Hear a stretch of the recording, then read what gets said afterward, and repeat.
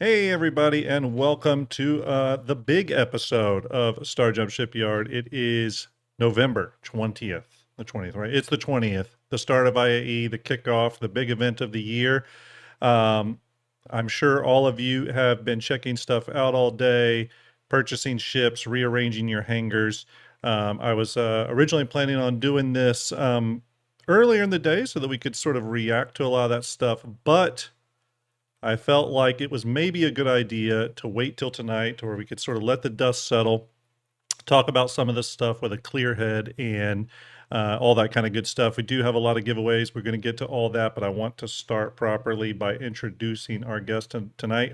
Many of you will have seen him on a previous episode of Shipyard. I can't remember what we were talking about, Dusty, but it's Dusty Star. How are you, man? Hey everyone, good to see you. Yeah, what have you Good to been be up to? here. What have you been up to in your neck of the You woods? know, just trying to figure out which ships I should CCU, LTI, You're doing some hanger referral reward modification. bonuses. Huh? Yeah, you're doing some hanger modification. That's what I like to call it. Oh It's yeah, it's it's yeah. hanger There's always a lot of modification. work to do when new ships come out. Yeah. And then also we have Art here. Art, say hello. I'll say hello. Hello. Perfect. So obviously, Dusty, you have a great YouTube channel. I've talked about it at length. Tell everybody about your YouTube channel, what you like to cover, and all that, and then we'll get the link posted in chat. Yeah, sure. So Thrusters and Dust is a ship restoration shop in the verse, and we also create factory service manuals for Star Citizen ships. So we have quite a few manuals done now. Just released the Misfortune manuals, and this week we put out a number of posters. So these are blueprint posters of various ships that we've done factory service manuals on. So you can check those out. They're all free over on the Patreon. But if you Really want to cool support, stuff. you're welcome to. Yeah, really cool stuff. I found your channel, what was it? A couple weeks back at this point, and I loved it. You know what I mean? I always have an appreciation for Star Citizen content that either aims to really discuss topics, so kind of getting the nitty-gritty, or does information in a unique way that we haven't seen. And you kind of did both of those things through your content. So I really like it. And there's a lot of content out there, and this isn't, I guess I'm throwing shade, I don't know, but there's a lot of content out there that is just sort of regurgitating what CIG gives us, and there's nothing wrong with that. There's some people that do really successful content around that, but I really love getting into the nitty gritty, talking about stuff, speculating, debating, all that kind of good stuff. And putting some level of production value into stuff, which you also do. Your videos have a high sort of production value going on. So I appreciate that. I know it's got to be a lot of hard work. I was trying to do a ship show at one point. Well, Shipyard was actually a pre-recorded show originally, and it is so much work. It just became kind of untenable for me after a while. But thank you for being on tonight. Appreciate it. Yeah, no problem. Yeah, there's his YouTube channel. Art has posted that up there, Thrusters and Dust. Make sure you go over there, give him a follow, give him a subscribe, whatever it is called on YouTube. Make sure you do that. You will thank me. We got VMXEO in chat. VM, hope you're doing well, buddy. Salute. All right, everybody, let's do a couple top of show bits of announcement. Okay, obviously it is IAE. This is day one. We're going to be talking about a lot of IAE stuff tonight, a little bit of 4.4 stuff tonight. We're going to be doing questions, all that good stuff. If you have a question, feel free to put it in brackets in all caps so that we can easily see it. Art will try to grab those and paste them. I did try to activate the bot. It didn't work. I'm sure it's me. It's not Piggles. It's me. I did something wrong. But either way, we'll try to grab them manually. If we miss a question or two, I do apologize. So just putting that out there in advance, but we will try to get to it. We're going to have a whole back half of the show where we'll get to questions, okay? I promise. We also have a number of giveaways tonight, okay? Let's step through these giveaways because again, there's quite a few. The first one, okay, and I'm going to tell you how to get in the giveaways. Well, actually, before we do all that, let me speak on the Twitch drops since the show has just started. Yes, Twitch drops are activated. If you're watching on Twitch, keep watching. Okay, I'm gonna stream till about 10:30 tonight. That's 4.5 hours. I'll see how long I can go. I don't usually do the super long streams, but I'll see how long we can go. And the idea will be that if you're watching now, you can qualify for those Twitch drops. Okay. So that's pretty exciting. Now let's talk about giveaways. Okay, so we got a couple things to talk about on the giveaway side of things. The first one is, and actually, you know what? I'm going to go ahead and bring these up in a little bit better way than I was originally planning to do. So bear with me, everybody. Okay, here we go. The first giveaway is going to be a unique poster. Let me zoom out. This right here, this is just a mock-up, okay, of the poster.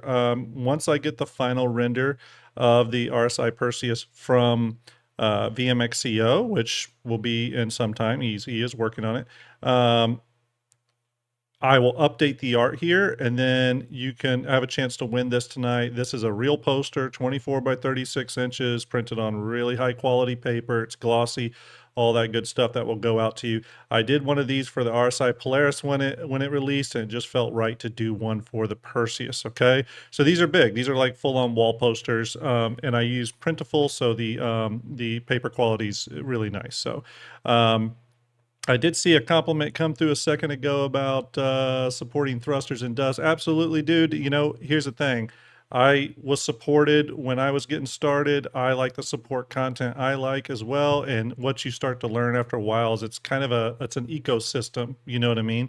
I was just on AstroPubs the other night, Astro Story in the Captain's Table, and I wasn't going to be able to make it. It ended up I was able to make it, but the first person I thought of was Dusty, and I was going to hit him up with short notice and annoy him by saying, "Hey, anytime. Do you have free time in an hour to hop on the Captain's Table?" So, absolutely. But yeah, that's how we do. It's we all support each other, and it's great. And then our communities support each other, and I love that. So this is giveaway one, everybody. We're going to do that the first half of tonight's show. Okay, that's the first half of the show. You can win this physical, real RSI Perseus poster. Okay. Second giveaway that we're going to do during the second half of the show is an RSI Salvation starter pack. So this is the new starter pack that released. We'll take a look at it here in a minute when we talk about IAE. But they released a starter package. It comes with the Salvation. It comes with a unique paint that you can't get in the normal Salvation paint pack. It comes with some pretty decent looking, like just civilian wear clothing that is some of the better stuff CIG's released. It comes with 40,000 UEC. It's in LTI. It's actually a really good starter package. So good that I picked one up for myself as well. So we're going to be giving that away in the second half of the show. Now, the question you're all asking is, how do I enter these giveaways? Well, same way we do it normally. Okay, if you are on YouTube, all you got to do is go to the link, and you know what? We could probably pin that link to the top of the YouTube chat. Art, that might be good. I'm not sure if you're over on YouTube or if you have the ability to pin. Maybe you do. I don't know if I have the ability to pin yet. That's, you know what? I'll get that, but I'll go ahead and pin it in chat right now. If you're over on YouTube, all you got to go is to the video pinned into chat, and I'm pinning it right now. That is my new player guide, episode 1. Yes, I did just do a 6-part new player guide. Please share it with your friends. But that is the first video. Go to that new player guide. Leave a comment. It can be hi, hello, how are you, IAE, all that good stuff. Leave a comment. I'm going to pull a random comment from there. And then we're going to do a stream racers for all you Twitch folks, okay? And Bunkerfist says, I thought we entered by donating $100 to Grimm's Ko-Fi. No, you didn't, but it's appreciated. And then, so yeah, all you Twitch people, though, you don't have to do anything. You can just sit tight, sit pretty. We're going to do a stream racers to win the Perseus for you Twitch folks. Now, what I think I might do is I might go ahead and actually, you know what? I was originally thinking on the what do you call it? The Salvation giveaway. I was originally thinking we would do that, not start that giveaway till later, but you know what? We're going to do it a different way. I think we're going to do that a different way. So what we're going to do, is I'm going to have a stream elements running for that. So I'm going to set that up real quick, Art, live on stream here, which is the worst way to do it, but this is how we're doing it. So if you want to get in on the salvation giveaway, here's how you do it. If you're on YouTube, you're still going to leave a comment on the same exact video. You don't have to do anything else. You can leave one comment. That one comment gets you in on both of these giveaways. Okay, you don't have to do anything else. Okay, if you are, stand by everybody.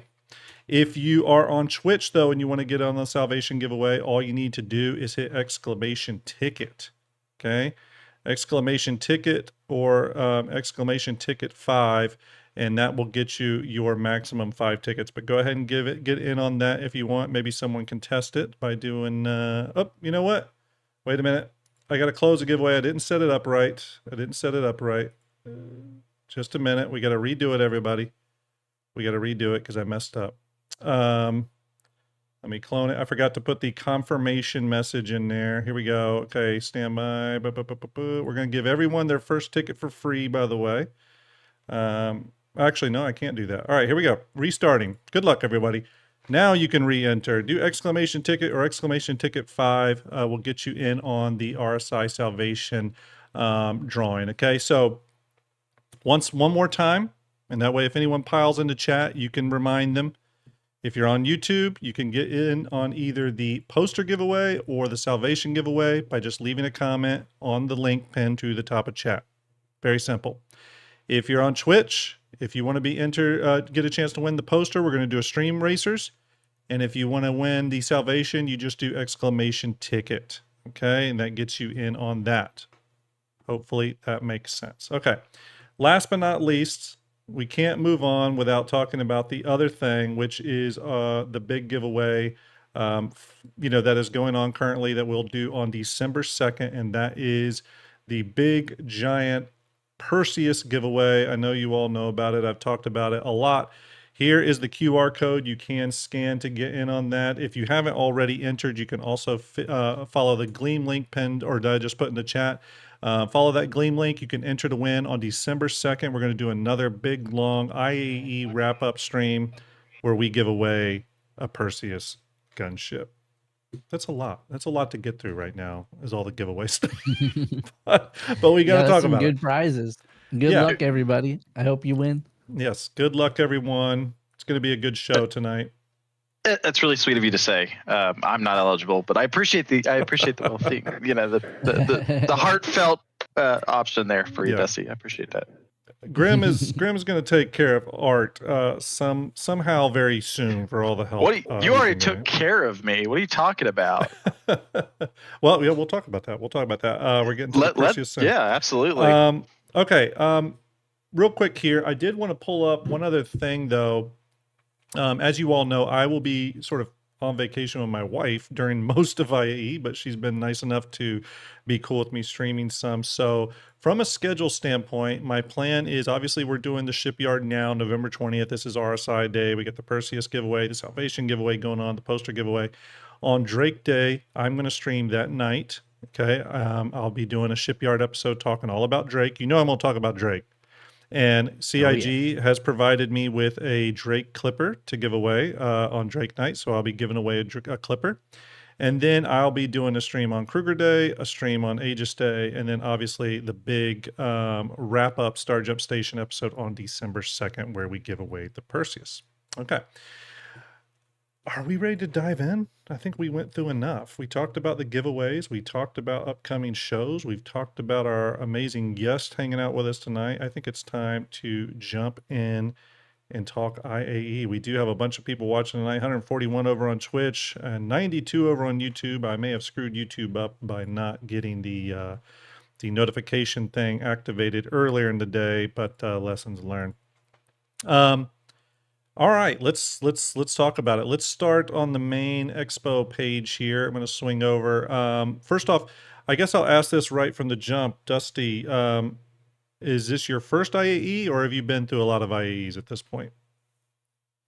I think, let's see. I've probably been to 3. Okay. So at this point, you sort of got a feel for what these are about. You kind of know you know, Yeah. there's the It's schedule and all that kind of good stuff. yeah, I definitely look forward to it every year. I'm not usually excited about the top 4 ships that in the ship showdown paints because of the color scheme, but this year they are my colors. They look good. Yeah, I'm excited for the color palette. yeah, I agree. I dig them a lot. I want to see what it looks like on the Polaris, but I really like the way the Asgard paint looks, so I'm excited for that one. The best in show paint. Yeah, I mean, here's the Mhm. thing about IAE. It is a celebration of the ships. I mean, obviously, it's a marketing thing for sure. Everyone, we all know that, but we can put that aside for a moment. It's a really cool way to celebrate the ships of Star Citizen and have a lot of fun. With the way CIG builds the expo halls and stuff. If you're new to Star Citizen, if it's something, if this is your first IAE, the cool thing about it is it's both an out of game and in game event, right? It's an out of game event from a marketing standpoint. They are selling ships, they're raising money, all that kind of stuff.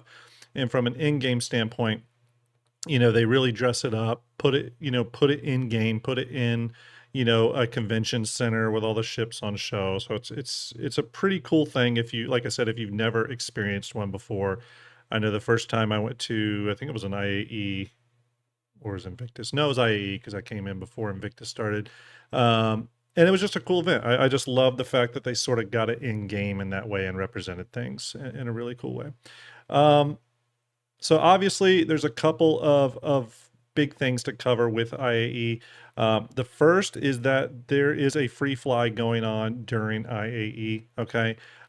If you are planning on making an account, I implore you to watch my new player's guide.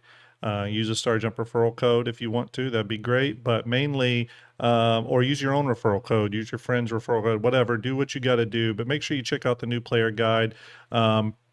And it's a great time to check out what Star Citizen has to offer during the free fly, before you start investing money in pledge packages and all that stuff. So highly encourage it. That is going on right now. In addition, they usually run promos, and this is one that I was really curious to get Art and Dusty's opinion on. They are doing a referral program, and I got a little bit of a heads up on this from CIG a few days ago, where they said, "Hey, there's going to be a referral reward that goes active during IAE that has been long sought after," and I immediately thought it was the Misc Raptor. I thought it was the street sweeper thing. I was like, yes, I gotta do what I can to get it. And boom. Oh man. No, they hit us with the Star Kitten Dragonfly.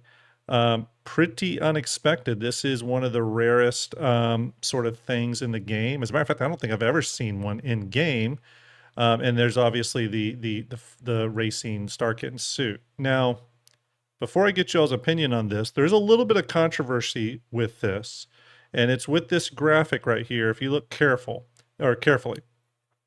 if you are the veteran Star Citizen player with the referral code that someone uses, you get the Star Kitten Dragonfly. If you're the new player, you only get the racing suit. You don't get the Dragonfly. So that's something I wanted to point out. Now I'm going to hand it over to Dusty. Thoughts on the Star Kitten Dragonfly being offered as a referral reward? Any opinions on that?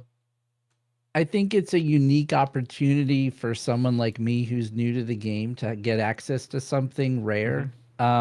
If I was one of the people that originally had it and knew I had that rare thing, I don't know if I'd be as excited that everyone else can now acquire it. It just depends. I'm excited to finally have one because I've never had one, and I'm sure it'll be on my account at some point. I've never even seen one in game, and I do know someone that has one, but it's that kind of rare. I'm really split on it. I also feel like, man, let's keep some of the exclusivity and some of those time limited things. And there's other things that I've missed out on, where I'm like, man, I really wish I had that. Art, what do you think? What's your opinion on this being the referral reward? I mean, here's the thing. Because this is Art's favorite ship in game, by the way, the Star Kitten Dragonfly. He's told me I actually prefer what VMXEO brought forward, which was the Star Kitten paint for the Perseus that you owe me. Yes, that is owed. Actually what I would totally go for. I think it's such a niche ship. I don't mind it coming back. Yeah. I also think that maybe we're going to see a little bit more of that kind of exclusivity coming back around because so many people got into the game really early on, and now we're kind of starting to build up that momentum of, hey, we're getting kind of close to that 1.0 kind of mark. We're progressing into more of a game versus a tech preview. Yeah. That I think we're going to see a lot of those exclusive stuff that we had previously. I think CIG is going to do another wraparound and be like, try to get the last little bits out of it before it goes to a 1.0, where it might actually be exclusive at that point. Yeah. C Daddy CIG in chat. Always nice to have C Daddy. So the CIG dev. So nice to see you, C Daddy. C Daddy says, so the Star Kitten racing gear, that's the outfit, by the way, is always on the pledge store, which is true. So that's not something you're missing out on. It's really coming down to the Star Kitten Dragonfly for the vets. And I do have to admit, it's going to look really nice in my Dragonfly Bay of my Kraken, if they are indeed still having a Dragonfly Bay in it. Yeah, so pretty cool. I think it was pretty unexpected, but I'll be totally honest with you. I know I've spoken to quite a few people today, and I know that they have sent me private DMs, more than a few, and said, yeah, I went ahead and bought myself a referral, but so they can get it. So again, it's something that people have long been after. I think it's cool that here's the thing. I am totally fine with CIG opening the avenues to this stuff every once in a while. Like, it's been years since this was offered. So for example, they could open this up once every 5 years, and it's still very rare. You know what I mean? Yeah, I was wondering. So with this referral reward, is that just this week then? Is that the only time? Like, is it just these days and then it ends? I think it's just during IAE. I don't know if they say that here, or C Daddy. I don't know if you can say in chat, but I think it's for IAE. Darkness Muda says it's just for IAE. C Daddy, okay, C Daddy just said it's just for IAE. So there you go. If you're wanting this, I mean, now is the time. Don't miss out if it's something that matters to you, of course. So really cool, though. I think it's neat that they did it. I don't like to admit my weaknesses, but I got one. Yeah. All right. And then obviously they have some Krista made you do it, right? That's what happened. Yes, exactly. Okay, just making sure. Next, they started the Talking Shop, which is the from Teach's Ship Shop. It's the Talking Shop podcast. Now, I don't know, did either one of you get a chance to listen to this today? Yes, there was a Star Kitten cereal commercial in there. That was really fun. Mm-hmm. That was the highlight, I think. Well, I didn't. I skipped that part of homework. I'm sorry. I think you kind of nailed it, Dusty. That was kind of the highlight. And here's the thing. So much has been done right for IAE. I think CIG's really pulled off already a great IAE, and it's only on day one. I will say I miss the video component of the sort of ship discussion stuff. Now, we may still get a ship discussion show during IAE. I don't know if that's technically off the table. I do like that the production quality on these is pretty high. Like, it does feel like something they put some effort into. So I do appreciate that. And I think it's really great. And I do like to listen to podcasts. So I'm enjoying it from that regard. You definitely aren't getting like the pulling back of the curtain, so to speak, on upcoming ships. That may be intended, and that may be because CIG, has other plans with how they want to disseminate that information moving forward. I will say I miss it, though. I miss the lack of the IAE ship show. I don't know if this is meant to replace that, though. Yeah, I was wondering that because, if I don't want to spoil it for anyone who hasn't listened to it, but when you first start listening to it, it's pretty difficult to listen to, but if you just give it a few minutes and let it wear you down, like then you can actually start enjoying it. Like probably Yeah. a quarter of the way through, Yeah. and then we do get to hear from Jax McCleary. That's true. Yes, we do hear from Jax, which is a big deal. That's a big deal. I hope he makes a return in some way in the future.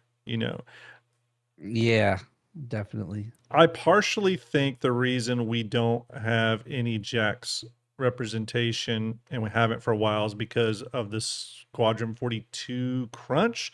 I'm being highly speculative there, though. I don't know if that's accurate at all. It could be just some internal decisions at CIG. But I did like them. They were a lot of fun. He actually didn't like him when I first saw him. In the first year I started following the game, but now actually it kind of he's grown on me. So I would like to see content from Jax again. We'll have to see though. I don't want to get presumptive.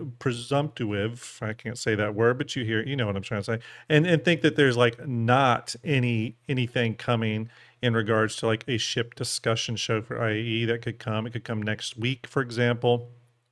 We just don't know. At the Are same you thinking time, of like a live show with yeah, like an Inside the Star usual Citizen. guys? Yeah, Yeah, because it seems like they've been putting out the ship videos, right? yeah, the behind the ships. Behind the ship. Yeah. Yeah, and I don't know if that's replacing like a more casual conversation, or if they're gonna do both. Yeah, and I'll be honest with you, I do really miss it. So I personally hope we have an IAE ship talk show with John and Ben and whoever else. And I think that's because there's some big questions people have been asking a lot about recently. I've had a ton of questions. Probably one of the things I get asked the most when it's related to ships is the Arastra or the Galaxy going in development? I think it'd be great if CIG went ahead and addressed that and said, hey, I know it seems like we've been on an RSI train, but we're going to hop off for a year and focus on some other ships, just so people can kind of understand. Because I have a lot of people that 100% think the Arastra and the Galaxy are going into development right after the Perseus. And so clear that, and maybe they are, but maybe CIG could clear that up. I think an update to where the Kraken ended up after its concept pass would be nice to get, sort of like what they did with the Polaris back when they reconcepted it. It's an expensive ship. I think the owners deserve to kind of know where it's ending up. It's been a while since we got an update on base building ships like the Pioneer, the Build, the CSV FM, getting an update on some of that stuff. I don't know. I think there's a lot they could talk about, Yeah, there definitely. Yeah. I'd like to see another silhouette video, or just a silhouette talk. Yeah. Yeah. Would be nice. They built a lot of hype up over last year or over this year, with it coming from last year. I'd like to see another one. I think it was really successful for them. Yeah, they really are a great discussion kind of point, and people really do enjoy them. I mean, they're kind of a big, they're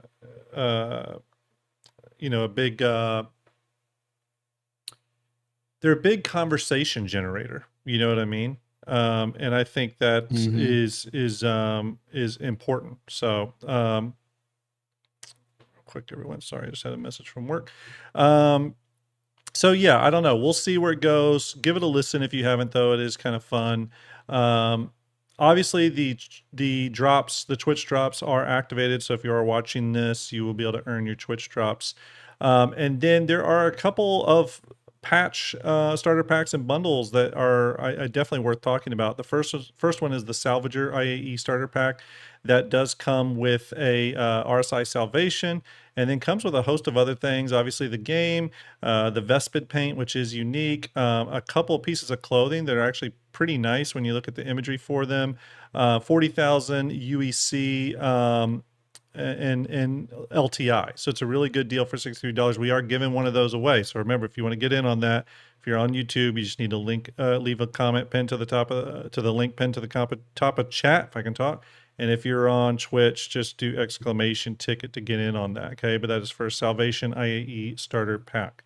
But they also have the Hauler IAE starter pack. This one comes with hey Grim, yeah, real quick on the starter pack for the Salvation. So I may have purchased one to get a star kitten.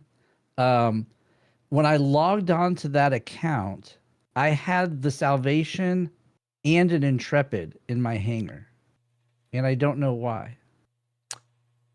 Do you have any Inch. idea why I would have both ships? I don't know. Maybe Sea Daddy would know.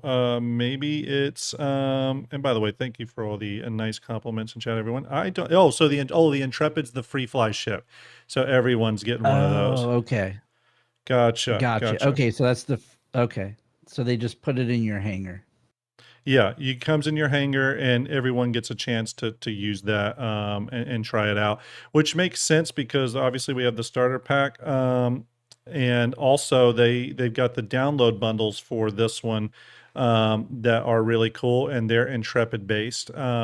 So obviously going back to this one, the Hauler IAE pack that comes obviously with the Intrepid, you get the same pieces of gear, I believe. Are they the same? Well, there's a couple different ones actually. The black hat, yeah, some different clothing items. 40,000 UEC. This one's with 120 month insurance. So if you're looking for that sort of LTI token thing, I would get the one with the Salvation. And then they have 2 patch bundles, as always. These come with 4. Anytime a new patch comes online, we just got 4.4. So the 2 patch bundles are kind of interesting. The first one is called the Epoch. I guess I'm saying that right. Epoch. I think I'm right. Aves patch bundle, which comes with the really cool Intrepid paint. The PASC, and these are all the Epoch editions. So they're kind of the black and copper or whatever it is. And then the Aves outfit in that color scheme. This armor set is one of my favorites. So it's cool to get it in that color scheme. Does that have star cloth? Because I loaded it up in the game to check it out, and there's a huge cape that's very flowy. Yeah, and I don't know if that's using the new tech or if that's this one. the existing. So this one doesn't. This one is without the cape. I can't see the picture. It's tiny. Oh, yeah, sorry. okay. Am I not? Okay.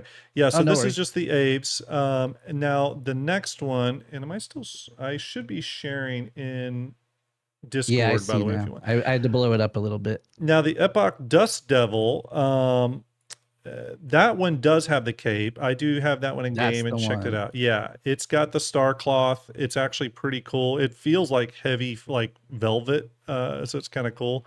Yeah, so you get all that in that theme. The Dust Devil theme comes with the weapon that's also in the Dust Devil theme. I can't like click on the pictures any bigger. I do wish on the website you could click on these pictures and make them bigger. But so 2 patch bundles. Now here's the thing, everyone. Possibly tonight, possibly at the end of the show, I might have a couple of these to give away. I know we have some Intrepid lovers and some black and gold armored lovers. It's kind of a bluish black and gold. But anyways, really nice. I have a couple of these I might give away tonight. Might save them. We'll see. We'll see how all the giveaways go and stuff. But we might do it. We might do it. It's looking good. It's looking good. But yes, those are the patch bundles. Talking shop. This is sort of the overview of IAE as it stands. Obviously, it's the start of the event. One thing I did want to take a look at real quick was that schedule. Today is November 20th and tomorrow the 21st. So it's obviously RSI day. Then it'll be Origin Jumpworks day. Don't expect anything new that day. Then we'll get to Drake Interplanetary on Saturday and Sunday. That's going to be a big day because we're going to get the Drake Clipper and the Golem Ox. 2 new ships once again. If you haven't been to the IAE show floor, go there. You can check out the Clipper. It's pretty sweet. That's all I'm going to say. And then how did you call the Ox? I saw your episode about the Ox, and I was like, maybe. I'll tell you what. Like, you nailed it. I wish I could say it's just because I have my finger on the pulse, but it was nothing like that. What it was this. I'm actually going to share my screen here. This is from CIG's subscriber vault. And on there, they have concept images from when the Golem was being developed. And you can see clearly here a cargo version of the Ox, or a cargo version of the Golem. Now, the Ox, they've doubled that. So they made some model changes. But what this showed you is that they were thinking of the Golem as more like a platform for variants, right? Because they were exploring the space here. They got a cargo variant. This looks like some sort of tanker variant, maybe a refueler or refiner or whatever. There was even more. Let me go to the next page. Here's another one with even more variants with different, kind of parts and pieces in different places. So at the very least, what it showed me was that from a platform standpoint, they were exploring the space. If all this had just been like tanker versions, then I would have said, oh, they were just exploring different shapes, but they weren't. They were exploring some sort of tanker variant, which could have been the mining bags for the regular Golem, but they were clearly developing a cargo version. So it just made a lot of sense that the Golem Ox was a thing. You know what I mean? It just made a lot of sense. Where'd the name Ox come from, though? Well, that I didn't know, other than it just came out in some leaks. But I think they're just. It makes sense too if you think about the Drake mule, the mules carrying stuff around. Yeah, the true. Drake ox, also carrying some stuff around. So it's like they go from, old ship terminology with some of the stuff like the Cutlass and Corsair and weapon terminology. Now they're using farm animal terminology, so I don't totally know what the vibe behind naming stuff is for Drake, but it's interesting nonetheless. All right, so let's go ahead and focus though on day one. There's a lot to talk about here, and we're going to start with the big one right out the gate, and that is the RSI Perseus. Dusty, before I start running down details, what's your thoughts on the Perseus? Do you own one? Are you interested in one? Have you been able to check it out? What's your first impressions? I've checked it out in videos. I'm interested in it, but it's a gameplay loop that I don't partake in, right? I'm not really a combat pilot or a warrior. I'm more of an industrial kind of player, looking forward to tearing it down and bringing it into the shop and seeing what I can do with it as far as upgrades and things. But I'm a little bit on the fence, like, because the Polaris is not as much of a gunship. I mean, it's a torpedo boat, but it's so big you can do a lot with it. But right, some additional flexibility built into it. It was not super exciting to look at, especially the interior felt a little bit bland. And then seeing the walkthroughs of the Perseus interior and the level of extra detail they put in and the lighting polish, and just it looks so good that it just makes me want one just because of that. So, yeah. Not a good reason to purchase a ship, but gosh, it looks good. It looks so good. Yeah, and I think that's, I was talking with the info runners today, and I think that's a great way of framing it, where it looks good, right? So obviously, if just from putting the ship role aside, just looking at where the ship team is taking things to a detail level, to a fidelity level, it can give you some clues of where the ships, especially large RSI ships, are gonna where they're gonna lean in the future, and how good they're gonna be. And the two big ships, and we mentioned them earlier, are the Arastra and the Galaxy. They're both right in that, a little bigger than the Perseus, around 124 meters, but still in that sort of quintessential large category. I forget what the size that is. Size 4? Is it size 4 they call that?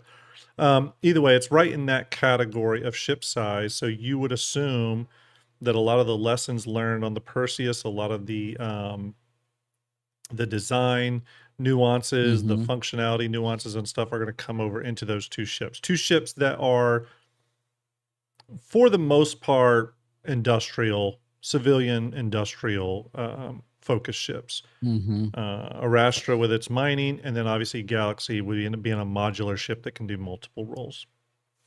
Hey, could I ask the chat a question? Sure. So with all the love that the Perseus clearly got from a design standpoint, I went and pulled up a Polaris so I could see if maybe some of that trickled down to the Polaris, and I could have sworn they've done a few things to the Polaris.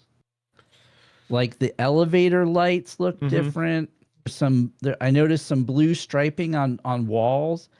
I noticed some signage on the outside that I didn't notice before. Did anybody else that has a Polaris take a look at it since the new patch? And has anyone else noticed that it's been worked on? While they're asking that, I'll chime in a little bit. I Yeah. keep getting told that very thing where people go in there and they think they're seeing stuff. I've gone in there. I've noticed maybe a few lighting tweaks and maybe a new label, but I really haven't seen any big changes or anything that would look like they've really taken a pass at it, right? One of the first places I go to is the medical area on the ship, and it has no changes whatsoever. The front door area has no changes and stuff. So for me, I know CIG is not going to just like half-ass it. When they go and make that internal pass to glow the Polaris up, which I have heard they're going to do, when they do that, they're going to go all out. So I'm expecting it to be very noticeable. Real quick here, Buta Baka says, Sergeant Graham, can you please settle a dispute between me and a friend of mine? He says the Clipper is the same length as the Constellation. I say less 16 to 18 meters max. Do you have any idea of the Clipper's length? We did look it up. It's not Constellation length. It's like VMXCO's in chat. VMXCO, how long is the Clipper? I think we looked it up. I think it was, I want to say it's like 35, 36 meters, like Cutlass length or something, maybe even a little shorter. But no, it's not Connie length. It's like Connie is like 60 meters. It's not that long. By the way, everyone, thank you for the follows. Thank you for the subscriptions. I do appreciate it. So yeah, I hear what you're saying. I think that the Polaris definitely needs an internal glow up, especially after seeing what they've done with the Perseus. The Polaris definitely deserves it. I just think, I don't think they've really made any sort of moves on that yet. Anything that we are seeing that seems different possibly could just be a change they made for other reasons. I don't think it's like part of any internal, like deliberate glow up that they're giving the ship. Yeah, the lights in the elevators, I don't remember it being so red. And there's a few other places where I noticed red lights and some lights I didn't notice before. Yeah. Real quick, everyone, we're gonna watch the introducing the RSI Perseus video. We're gonna go ahead and watch this one all the way through completion.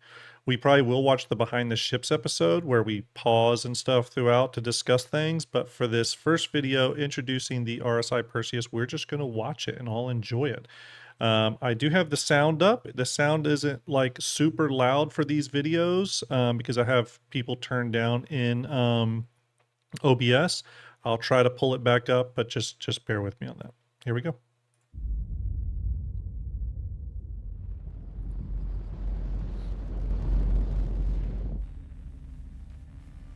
Captain, you better get up here.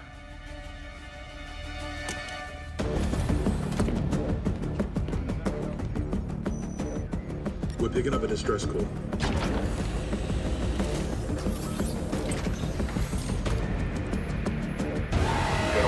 General quarters. All hands to general quarters. Down that quarter. This is on throw. General quarters. All hands to general quarter station. Up and forward starboard. Down that quarter. This is on throw.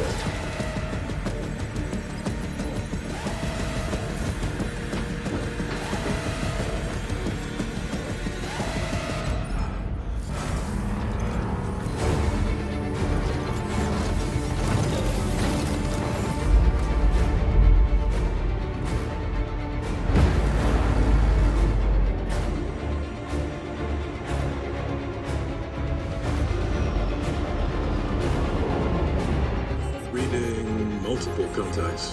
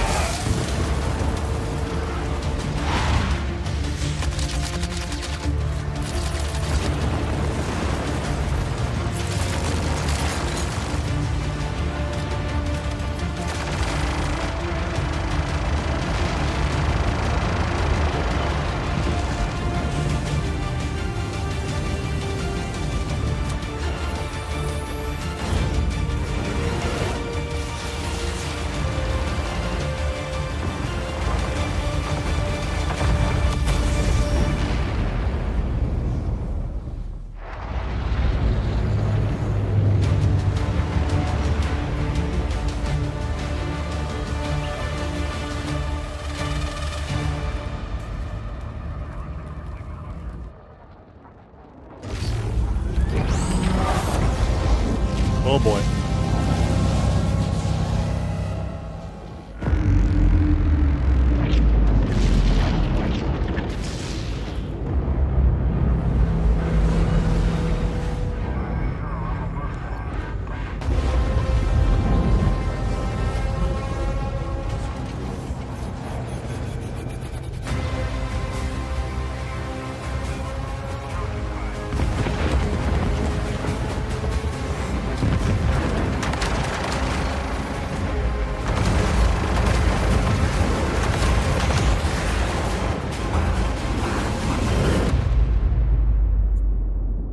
There it is, the RSI Perseus trailer. What'd you guys think of the trailer? That's for both of you. It's awesome. It's really good. It was very exciting. Art, what's your opinion? Very, very well done. I think they leaned into the whole ramming through the middle of the ships quite a bit. Yeah. I'm afraid I'm going to do that with like 2 ships, and then the front of my ship's going to fall off. Yeah. Has anyone in chat, has anyone tried ramming? Just a pure curiosity question. Has anyone attempted ramming? Don't think so. Real quick, everyone, hold on one second. I am just making sure. I'm testing something here in my chat bot here on Restream. I'm having an issue with Twitch on Restream right now. Is it working for everyone else? Does chat seem to be working for everybody? Yeah, both chats seems to be running good on my end. Okay. All right, I'm actually going to bring up another window here so that I can get it to. It's not.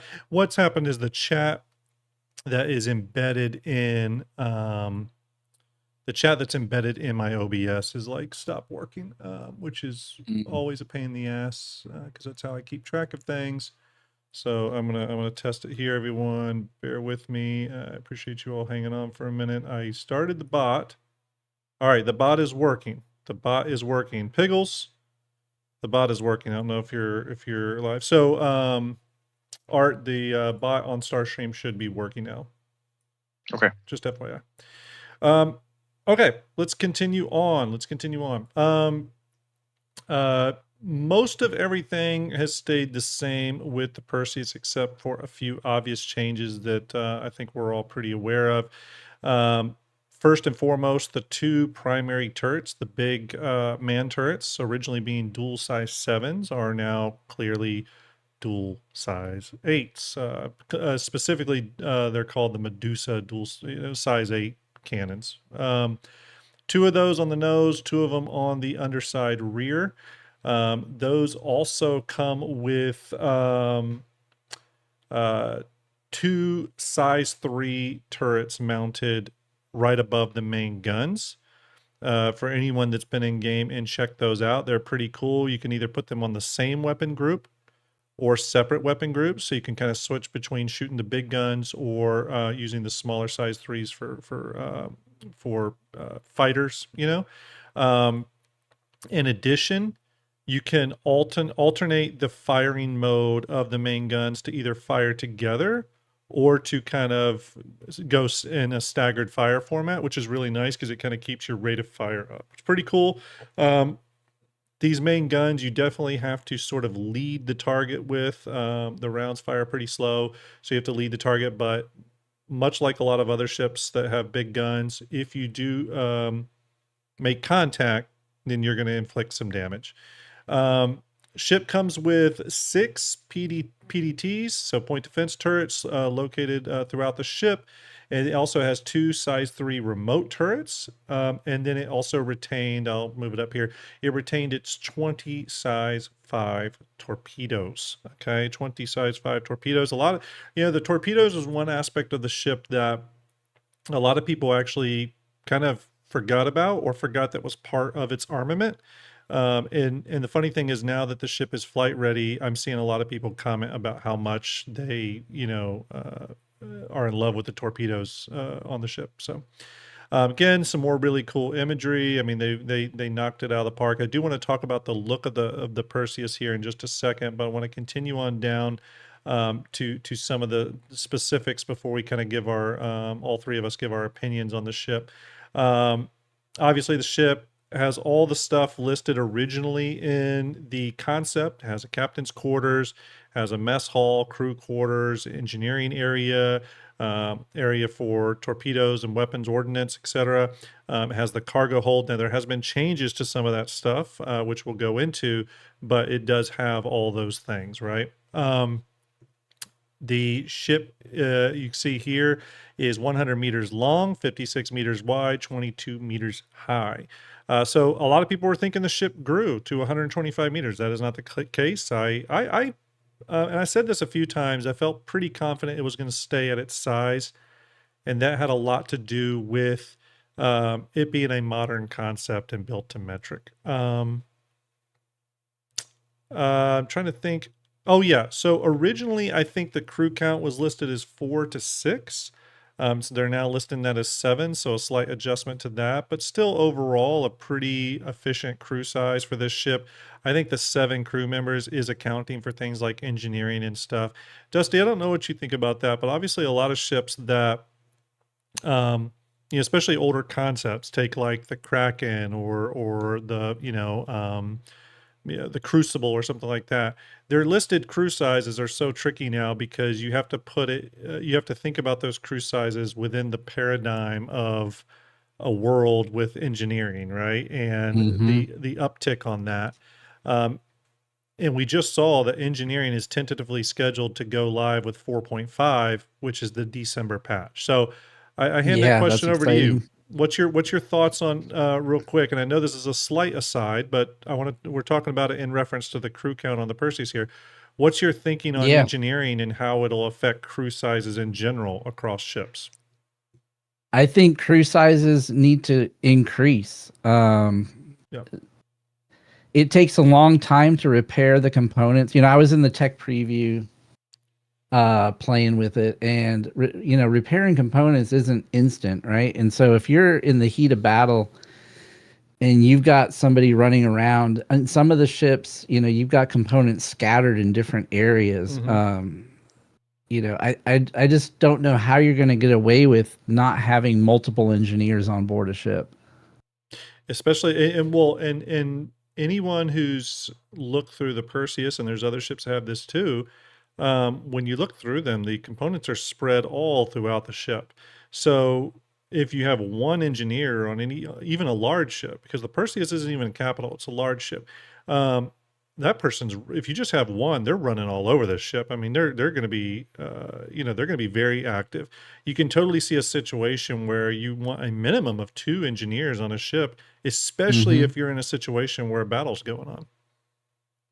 Yeah, I mean, if you're in the heat of battle and you're trying to keep the ship alive, you're going to need someone just monitoring the station, looking at what's red. Where do you need to direct your crew members to run over to, right? Because if you're over running around trying to repair your shields or repair your power plant, and something else is happening and you're not there on the panel understanding what's happening, how do you prioritize what gets fixed first? I mean, it's going to be very challenging. I feel like you need one engineer lead that just mans the station, and directs the other engineers where to go. But if you got someone in the pilot seat, someone in the co-pilot seat, someone manning the turrets, because obviously you'd want all those turrets manned, those size 8s, right? And then you've got,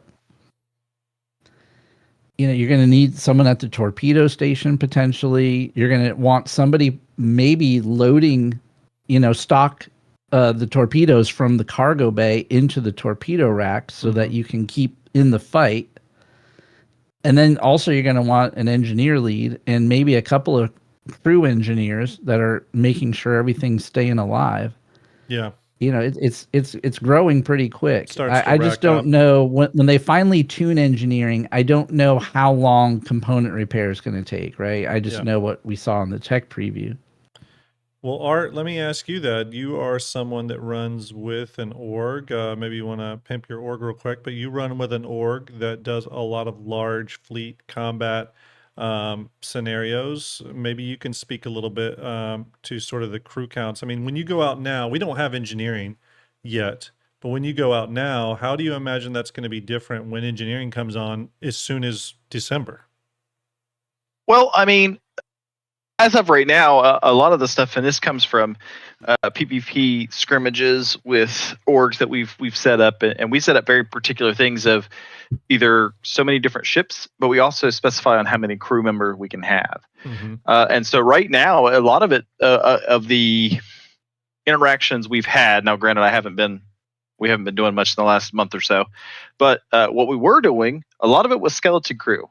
I mean, we were definitely trying to min-max. How many people do I need to put on a Polaris to be effective? And I think, I agree with Dusty. I think that with engineering, it's going to be less about how many ships you can field in a certain combat situation. It's going to be how well crewed are they, that they can still put out the damage, but also have a repair guy and an engineer running around the ship like madmen. And again, the size of ships is going to depend on your engineering crew.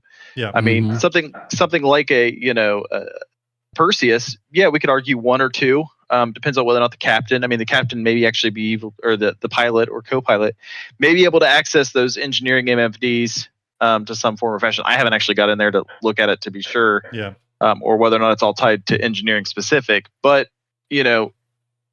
I could say for the Polaris, it'd be nice for the captain to have access to that. But the bigger the ship you go, up to like Idris and more, you're going to need more engineers. And it's I do like that in our org we do have people that are like, I'm not much of a combat guy. Cool. Right. Here's a repair tool. Here's this. Here's some RMC. Please keep me alive in this fight. Absolutely. And it will.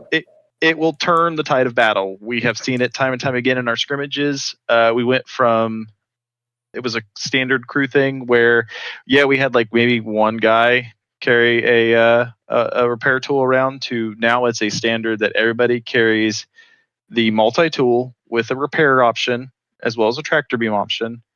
And that way, if you are in a gun and your turret goes down, if your turret gets blown up, it is your job to repair your turret and get back in the fight if you can. Yeah. Oh wow, I didn't even think about that. Yeah, if you're the turret guy and your turret's damaged,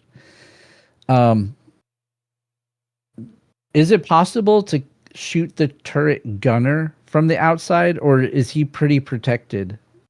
I haven't done a lot of turret gameplay, so I was curious on that. And I think it's more luck than anything to kill somebody. A lot of times it happens with like ship ramming.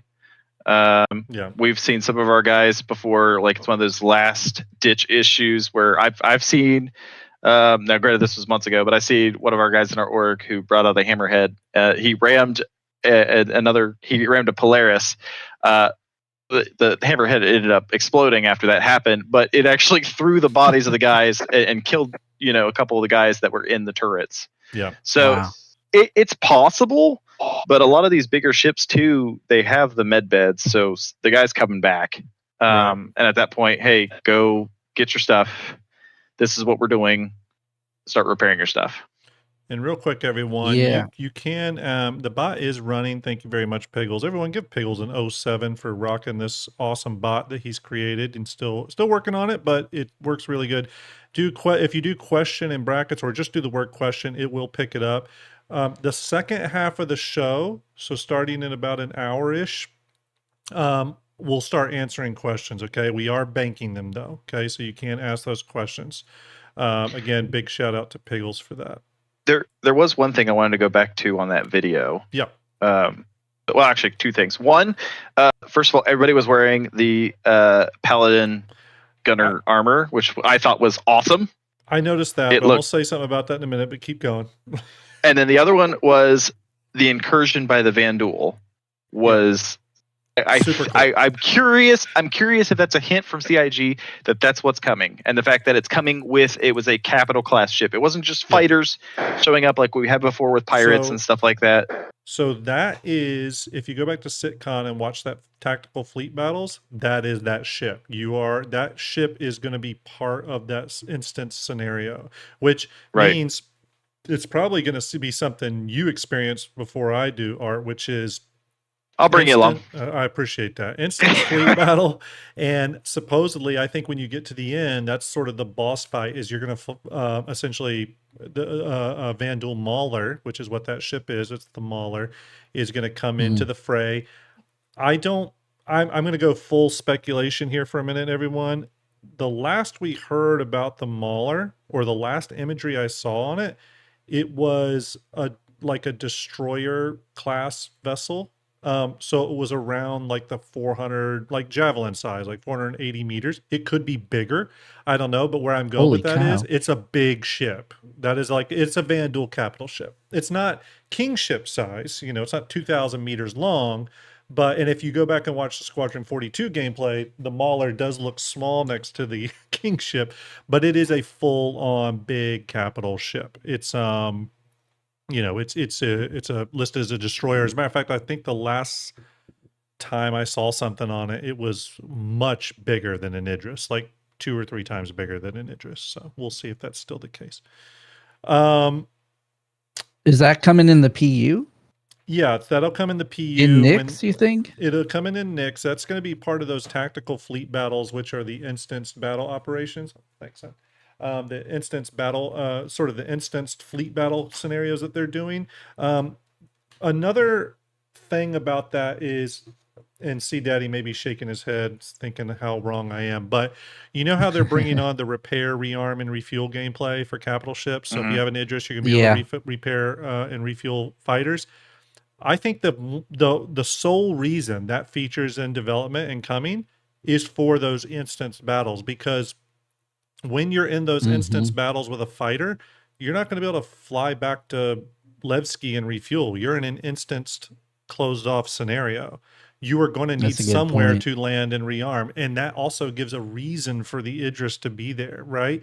So for me, when those tactical fleet battles come online, which by the way is going to be an incredible playground for this ship, the RSI Perseus, that's where we're going to see repair, rearm, refuel come, and it's also where we're going to see that Mauler.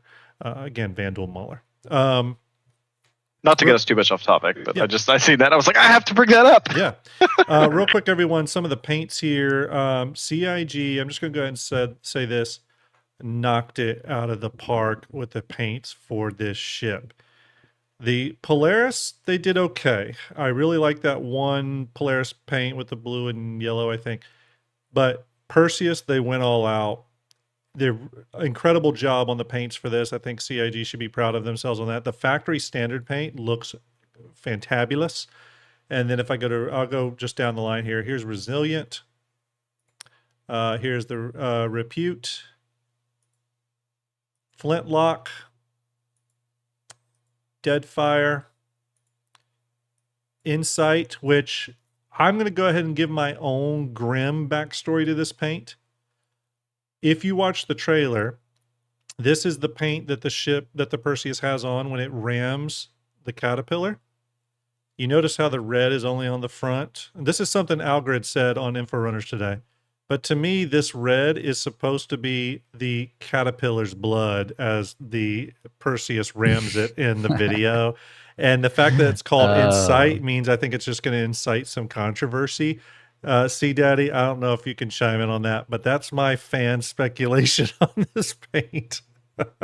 That's awesome. Then last but not least, we got to talk about this next paint, and it's the Concierge paint. Oh, real quick, by the way, the Insight paint is limited. It's time limited. Hold on, I'll be right back. Mean? Is that what does that mean? Time limited. Meaning that I think it's only going to be on sale during IAE, possibly even RSI day, but probably IAE. This paint in particular on the store page is listed as limited, and I'll show you that. And that may be another clue that there's something a little special with the backstory on this paint. But the next one's really interesting, and it's the Huron. Hopefully I'm saying that right. This is the Concierge paint. It is a marbleized white with gold veins in it and gold parts and pieces. One other cool thing about this is there's certain parts of the ship interior that change too. So in the front turret, the seat for the front turret gunner That has gold trim on it and stuff too. So it's really cool. The inside of the docking collars is gold and white as well. So some really nice Wow. accents to it. And can I tell you, it works pretty good on the ship. It looks pretty good. I would have preferred if it didn't have the marbling, because to me, I think of that as Gatak, but it does look pretty good. Mm-hmm. Scrolling down here. So here's some stuff to talk about. War Bond, the ship is $700. You do get if you're concierge, you'll get the bonus insight paint and the concierge paint. There's also a War Bond $700 non-concierge version that comes with the regular paint and the limited edition or limited time insight paint. The non-War Bond credit versions are $800. So a bit of a price increase. I think was the ship $675 previously. Chat, I know you chat will correct me if I'm wrong. Malkiri says Heron means temple or place of worship in ancient Greek. Ooh, I'm glad you pointed that out. Okay. It's a very Greek looking paint. So there you go. $675. Darkness Muda says so.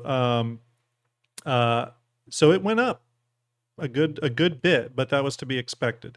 Real quick before we go any further, Cosmic Sea Turtle asked what are the tickets for. Let's go over that real quick. By the way, everyone, we're going to give away a couple things here. We're going to be giving away a Perseus poster. Okay, how do you enter this Perseus poster? Well, there's two ways. If you're on YouTube, and this is a real poster, by the way, 24 by 36 inch glossy paper. If you and this is a one of one. I only am doing the one. That's it. If you are on YouTube, there's a link pinned to the top of chat. All you got to do is click on that link, leave a comment on my new player guide video. By the way, please share that new player guide playlist. I worked hard on it, and hopefully some people get some use out of it. Leave a comment there. Could just be hi, IAE, whatever. I'm going to pull a random comment from there, and then we're going to do a stream racers where whoever the winner is from there, we're going to put you both in the random wheel of names. We'll spin it. Whoever wins will get the Perseus poster. Now, another giveaway we're doing tonight is for the RSI Salvation Starter Pack that we went over earlier in the show. This is a starter pack. Also contains the Salvation, LTI, all that kind of good stuff. This, if you want to get in on this, if you're on YouTube, you don't have to do anything extra. Just leave your one comment on that same video. You just need to leave one comment to get in on both giveaways. If you're over on Twitch and want to get in on this, you're going to do exclamation ticket or exclamation ticket, then a space 5 to get a maximum of 5 tickets. Okay. So that's how you get in on that. That's how you get in on that. And then obviously the Perseus giveaway is going on right now, and that will be given away on December 2nd. So make sure you get in on it. Okay. Hey, on that poster, Yeah. the Perseus poster, what livery is on there? It looks green So and that red, like is Christmassy. that is just the weird lighting from when this image was taken. I'm Okay. glad you brought that up. This will be replaced with whatever the Fleet Viewer render is. So when VMXEO is currently working on all the ships for Fleet Viewer, when he gets the Okay. renders for this, we will do a VMXEO. I don't know if you're watching, buddy, but I'm gonna need to get the top down of the Perseus rendered at like 6K or something. We'll get a big version of that, and I'll replace the art. This is temporary art, primarily because that artwork is still being worked on. So, Gotcha. Now, do you guys get to choose which livery is on that in the Fleet Viewer, or not really? probably will be the base one. Probably will be the Okay, base so- one, so that I don't put any extra work on VMXEO's shoulders. Sure. No, that makes sense. Yeah, probably be the base. Okay. Going back over to the Perseus now, obviously there are the paint packs you can get. Here's what I was talking about with the Insight paint. You can see here it says limited time on the paint. So I don't know if it says, it just says IAE 2955 limited edition. So I think once IAE is over, this is gone.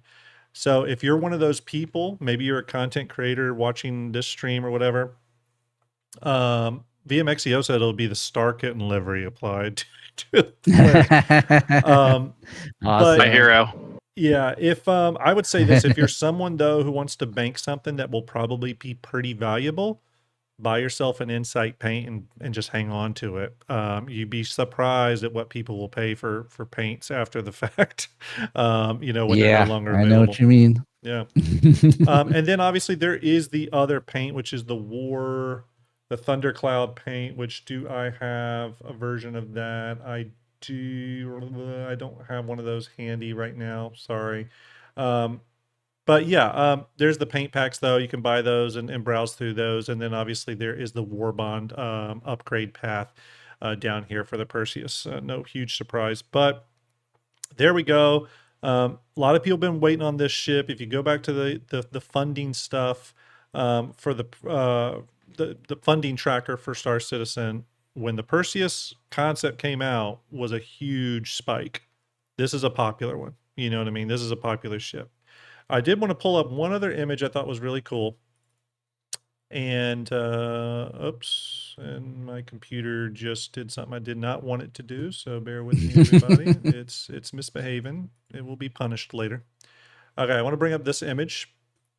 And what you're seeing here is on the bottom is the original concept image that was on the Perseus transmission page. And the image up top is the flight ready Perseus. And I love the comparison here because it gives you a good idea of where the concept was and where the ship ended up in terms of flight ready. And again, is it different? Of course, because the ship went from one place to another place and, you know, over a long development pipeline. But do I think it's successful? And I'll say I do. I think it's a good translation of the concept model into a higher standard. I think the ship still retains a lot of the things that the original concept model evoked. So it still has a feeling of aggressiveness. It still feels tough, yet, you know, elegant in terms of RSI's design language. It still feels tough. It feels like a brawler.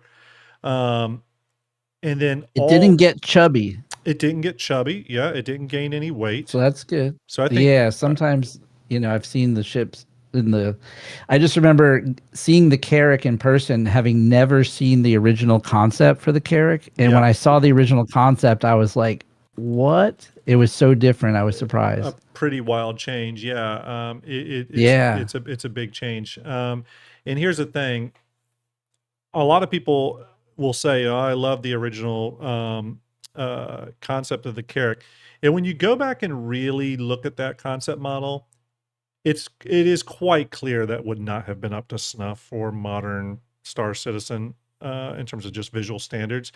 But it would have been interesting to see if they had worked the Carrack in a different way. Ultimately, I think where the Carrack ended up is in a place where it's going to be a much more useful ship in the future when it has all of its features. The only thing I would say on that, though, is I would love the Carrack to get a detail pass at some point where it takes on some aspects of like the Paladins, like decals and detailing within the Greeble work. They did such a fantastic job on the Paladin. I would love to see that applied, you know, to the Carrack. But yeah, I just wanted to show that image because I thought it was a really great comparison. It shows you how close they got, but also showed you changes that they made that that really didn't take away from the ship. Obviously, the turrets got bigger because the original concept turrets were size 7s.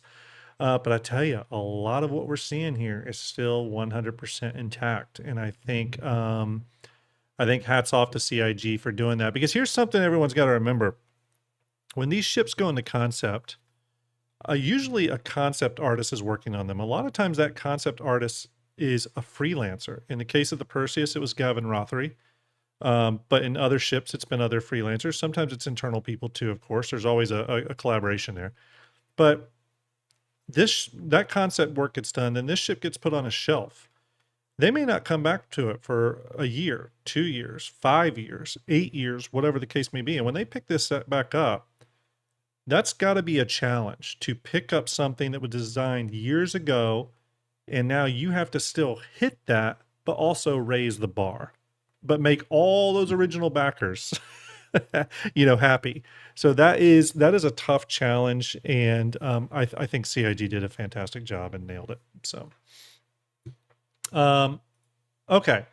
Next thing we're going to do is I thought it would be good to watch the Behind the Ships episode. Now we may pause throughout here. Art, Dusty, if either one of you has some interjection you want to do, feel free to make it, and I'll pause the video. I may do some of that too. It's 9 minutes long, everyone, so it's a decent length. We may skip a few areas, but it also may give me a chance to stick a California roll in my mouth and eat it. So here we go. We're going to hit play on this. Hopefully the volume's okay. What you're saying is we get a dinner and a show. Exactly. It's a dinner and the show. RSI Perseus is a big ship for big fights, but you're not quite ready for capitals yet. It's a heavy gunship that focuses on heavy turret firepower. If your Gunship character is has a ship's capable of beard, engaging and that targeting helmet other ships takes at your the same beard time, away. which provides a That's true. I'm just going to tell everyone out there, if you haven't grown a beard yet, that's not how it works in real life, okay? By the way, everyone, thank you for the subscriptions and the follows. Really appreciate it. If you haven't followed the channel or subscribed to the channel, please do. Really appreciate that support. way for players to take control of an area and engage multiple threats simultaneously rather than having to dogfight and focus on one at a time. So a heavy gunship is when the ship gets a little bit more bulky, gets a lot more defensive, and is designed to tackle a bit bigger force. Some of the larger threats it's ideal for targeting would be things like constellations and that sort of size ships. There's the first pause point I want to do. You'll notice John Crew said something kind of specific there. He said the ships that the Perseus is ideal against are ships like constellation size. Now, I know many of you have probably seen videos of people taking the Perseus out against Idrises and Polarises and done a ton of damage and kicked ass. Absolutely. All John Crew was saying there is that the ship is really designed around dealing with those smaller large ships, meaning the Constellation 50, 60, 70 meter long ships. This ship is an absolute beast against Star Lancer TAC, stuff like that.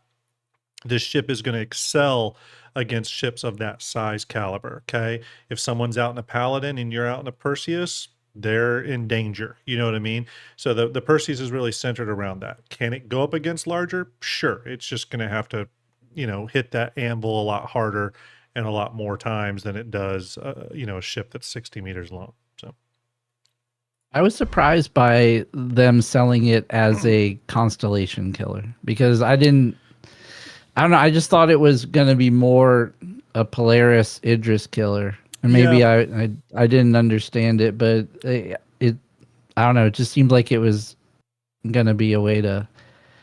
I feel like people can already take out constellations with a lot of the ships in the game, and maybe don't need a ship this big. And what I think about that ideal comment is sort of this idea that like it's less about like what it would be successful about against, and more about if someone's in a constellation and a Perseus shows up, the people in the constellation need to leave immediately, like sort of thing. You know what I mean? Like this is a constellation killer in terms of like, they don't even need to fight. They need to run. Where if this went against an Idris, a Polaris, those ships don't necessarily have to run. They can try to fight back because they have a good chance of winning too. So that's more of like equal footing. You know what I mean? Where Connie, a Star Lancer TAC, I don't know. You really need to get the hell out of the neighborhood. Like this is going to go bad for you. You know what I mean? So yeah. No chance. Yeah, we'll keep watching here. The RSI Perseus is like a classic RSI design. It's a really large, long, very menacing looking ship. We've got this pointy nose. You've got the bridge just behind the center line, so it echoes that classic warship aesthetic. I'm just going to say one thing about Ben Curtis. I love Ben Curtis. He's got a STARJUMP poster on his office wall, but I'm just going to say one thing. I love when he describes ships, and he'll always say at least one design aspect of the ship that is the most obvious thing in the world, but he still says it. So like he'll say, the ship has a pointy nose. It's like, yep, we can clearly see it's got a pointy nose. Thank you for pointing that out. But I love when Ben talks about ships, though, because you can tell he's passionate about it. Entirely, it really feels like a solid ship, able to go into battle and it's well protected. It's heavy duty, and it looks badass. I agree. The Thrusters on the rear, again, we built on what RSI is known for with these kind of large thrusters that are out on the nacelles at either side. Back when we introduced the Perseus as a concept, its role in the game was to be a sort of mirror of the Aegis Hammerhead, where the Hammerhead was designed as a heavy gunship for screening smaller fighter craft, whereas the Perseus was for engaging larger threats. So when the Perseus was originally announced, it had size 7 weapons. As times went on and other larger ships have entered the game, we felt it didn't fit the rule well enough anymore to be size 7s. That's why it's been upgraded to size 8 weapons. These are manned and capable. Oh, you want to of pause it there for a 360 second? On these weapons, are there any other ships in the game that have stacked weapons on the turrets One other ship that are separately controlled? Like I know some ships have like 4 guns on the turret, right? But Yeah. they fire together. Yeah. There is one other ship that has a turret just like this, only scaled up even bigger than this, and that is the Javelin. The Javelin, I forget, C Daddy, you might know, or someone in chat might know, the broadside dual cannons on the side of the Javelin. I forget what size they are, but mounted I think right up. they're 6s. Size 6s, okay, and mounted I think right so. above them are Gatlings Size- as well. Yeah, I think those Oh, might be. okay. Oh, they're Interesting. 7s. Size 7 on the broadside. So I'm And I thinking think those the tops are Gatlings 4s. 4s, right? If you watch the Squadron 42 live gameplay reveal that they did, where Richard Tyrer plays through it, you'll see a moment where where when he's acting as the turret gunner, he does activate both different types of weapons to fire at different types of enemies. So yeah, Oh, That's okay. the Yeah, I'll have to only watch ship, that though. again. And the reason for that is, I mean, if you look at something such as, right now we'll argue with the Hammerhead, same kind of class of ships. It's only got those size, what are they, 4s on the Hammer, yeah. the quad 4s. Yeah, the Rhinos. So I think. you can't. You kind of are limited by your options there. I mean, yeah, you can go with cannons and stuff like that, but it's the fire rates kind of just meh. With this, it allows us to not only wave off fighters in addition to the PDCs, but also using those bigger guns to hit bigger targets. And hopefully people aren't using both at the same time to waste ammo. But if you are, thank you. That fight will be over a little sooner for me. I think Yeah, I like the idea of having like a long range weapon and a short range weapon at the same time available. To me, That's pretty cool. It totally changes the efficacy of that turret, because if you think about it in this way, if the main turret gunner on the Perseus has access to both the size 8 main guns and then those dual size 3s, they now can essentially play the role of 2 turret operators. You know what I mean? Now, Yeah. you don't have to have that extra crew member to man that dual size 3 that you have mounted on the top of the bridge or something like that. And I personally really, really hope, C Daddy, I know you're in chat, maybe make a phone call, C Daddy. But I really hope that as the Kraken makes its way through development, that its dual size 8 that's on the nose gets this same thing, because it would make sense. The Kraken does have a lot of turrets, but it has too many man turrets, in my opinion. Some of those need to be replaced by remotes. But the bigger issue with the Kraken is it doesn't have a lot of it doesn't have like the support you would want from a PDC for smaller incoming ordnance or light fighters and stuff. Now it may get PDCs. I think we still have to see if that's going to happen, because it's not technically a military ship. But in lieu of PDCs, I would love for them to give the Kraken's big guns, especially its dual size 8, the same functionality that the Perseus's turret has. It would make sense. Oh, he said he's in review calls. He's in those review calls, and he will bring it up. Oh, perfect. See, Daddy, Nice. you are a legendary person. So what he wants is he wants a little icon of the Sergeant Grimp seal right on the edge of the turret, just hidden. Yes. Credit. That's all. And if John Crew could name the turret whatever, the Perseus has got the Medusas. As long as the turrets on the Kraken can be named something with the word Grim in them, I mean, that's just that'd be great. That'd be fantastic. You already got Grim Heck. How much more do you need? That's true. That's true. No, but in all seriousness, it not just for the Kraken. I just use it as a use case because it's got a dual size 8 main turret on the nose. I think the argument can be made for any ship that has a slower main turret like that. It just makes sense for it to have, even if it's minimal protection, like dual size 3s or something like that. I'm talking minimal protection. I think it's a nice to have. So, real quick, everyone, I'm just going to do this because I know a lot of people haven't seen this because it's pretty old, but let me bring it up real quick here since we're on the topic of the Kraken.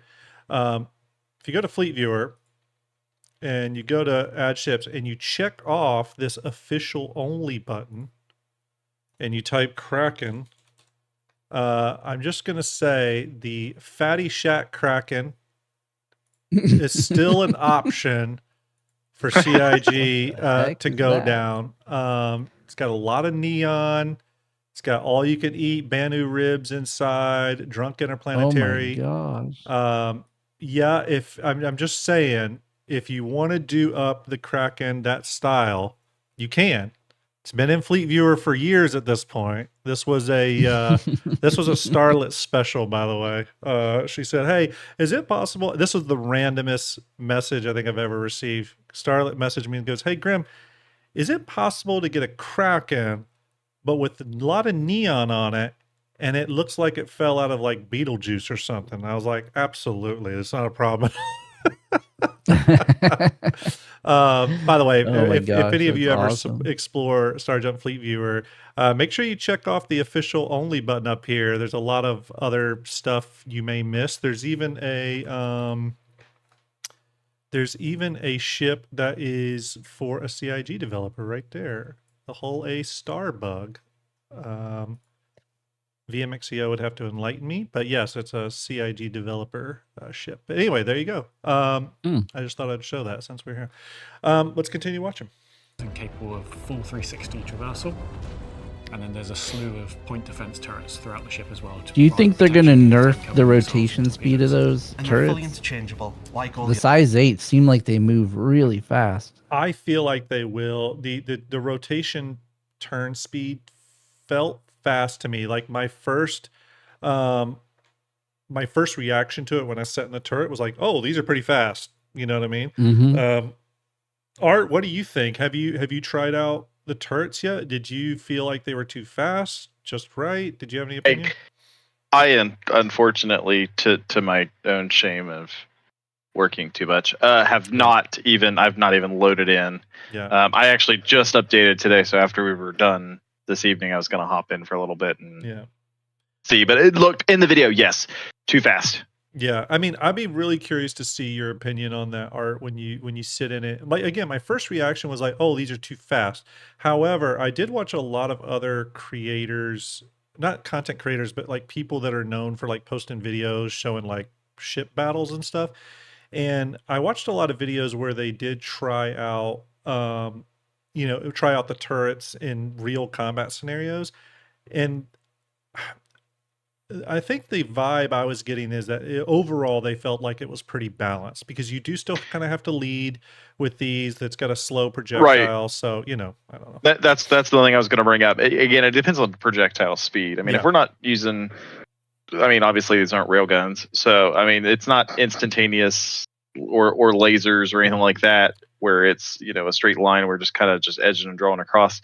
So maybe with again and looking at it, and someone brought it up in chat, Poutine did, about if it was slower, those size 3s would be useless. Yeah, I'd argue that you could you could wolf pack it.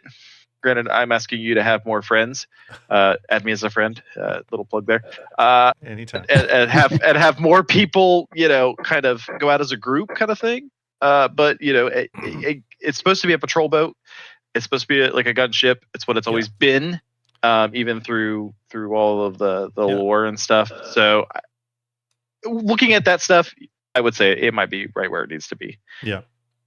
By the way, everyone, No, that's a good point. If you're using those size 3s to take out fighters, it needs to move kind of faster. It'd be a waste. Yeah. Everyone, we got a good crowd tonight. 331 on Twitch and 172 on YouTube, which is fantastic. I wanted to make sure everyone knew about our guest here, Dusty Star, hanging out with us tonight. We really appreciate him coming on board, talking ships and stuff like that. If you haven't checked out Dusty's YouTube channel, Thrusters and Dust, make sure you go over there and check it. He's got some absolutely incredible content. There is the link I just pinned or just posted into chat. Make sure you go over there, give Dusty a follow, a like, hit thumbs up on all of his videos just to troll him, but it actually helps him. Go give Dusty some love. He makes some really good Star Citizen content. It's unique content, high production value content. And Dusty's a really good guy, and the way he talks about ships and presents them. If you're a fan of STARJUMP and the way we kind of talk about stuff, I think you'll really enjoy his content. So let's continue on. There are also smaller size 3 remote turrets that can be controlled from the bridge. That was a juggling act because that was not in the concept, so we had to incorporate all of those weapons together. It's been a while since we've seen Nathan in a video. Break It's the cool to silhouette see. of the concept in a destructive way. So I think we maintained the silhouette generally, but also added the necessary functionality to match the expected turret experience that came from Squadron. And he just sort of addressed that. There was a lot right? of So moving maybe parts that ties into with Squadron. that, where the whole turret had to literally extend when you sit in it, for the fact that the seat and the turret pivots needed to be lined up on the y-axis. So that's why they transform once you sit in them. The player won't notice, but that was to actually make it so the pivots line up. So when you tilt your seat is tilting at the same angle as the turret that's next to you. We tried 3 Perseus against the Polaris, and they did extremely well. Because the Polaris's major punch is the torpedo. This part was funny when Jared cuts him off. Yeah, it's really funny. Whereas the Perseus' major punch are the guns, and the guns have no range limit. So you just go right down the throat of the Polaris, and you're pummeling it, and we destroyed it quite quickly. You can't really be stopped. But the Perseus I think they missed an does opportunity there to fight through the wreckage. Just saying. You're gonna say that, and then they're gonna nerf it 5 days later. They gotta smash through. Okay, you can be stopped by good tactics and smartitude. This is what I have to work with, people. So there are multiple different ways to enter the Perseus. All of them will. Perseus has a ton of really cool animations going on. So you have the docking collar, which allows you to connect to stations. I love the little cargo bay windows. Lift, which Yeah, allows you to beautiful. enter the I love ship that too. without depressurizing the cargo hold. And then you have the main lift that you can put people or vehicles on to get up to the actual ship. All of them bring you into the large cargo hold area that let you quickly navigate to the other parts of the ship. Compared to the original concept, we've made some minor interior changes just to improve the flow throughout the ship. Sometimes what we find is when we're tackling the ships with a large interior space, we want to make sure that the interior has all the functionality that we want, and sometimes that does have some layout changes. The cargo bay, since the concept has been increased to 96 SCU, and the layout of it is pretty. I was surprised by in the terms of cargo putting bay. Vehicles in, you can put things up to say. Well, I wasn't expecting it. I think it's a to good be place. like that. Yeah, I think it's a good place to stop and talk a minute. The original cargo bay had a kind of walkway that went right over the center. If you go back to the transmission page, even then, I remember when they showed that cutaway, I was like, oh, that's cool, but man, that seems like it's going to just get in the way. I remember thinking that, but then I kind of forgot about it, didn't pay it no more mind. But by making a simple change like that, where they remove that, and yeah, they make it to where you have to walk around, but by removing that and making the ceiling a little bit vaulted there with those support structures, it really opens it up to a wider range of ground vehicles and other things. You know, obviously more cargo, which is great. But CIG's been doing that in general, where they have been finding more ways to get cargo, to up the cargo amounts. But I don't know if anyone's tried it. Has anyone in chat tried getting a Nova? I feel like a Nova could fit in the hangar. I just don't think the Nova could fit underneath the Perseus. you know what I mean, from a height perspective to get onto the lift. Mm. But I think No, that's a good point. yeah, but I think the ceiling is high enough for one. So either way, though, I think a lot of great changes made internally there to the structure from what it was in concept. So yeah, it's a good call out. Keep going. Size vehicles in there, and this does allow you to run cargo missions, although that is not the ideal role of this ship.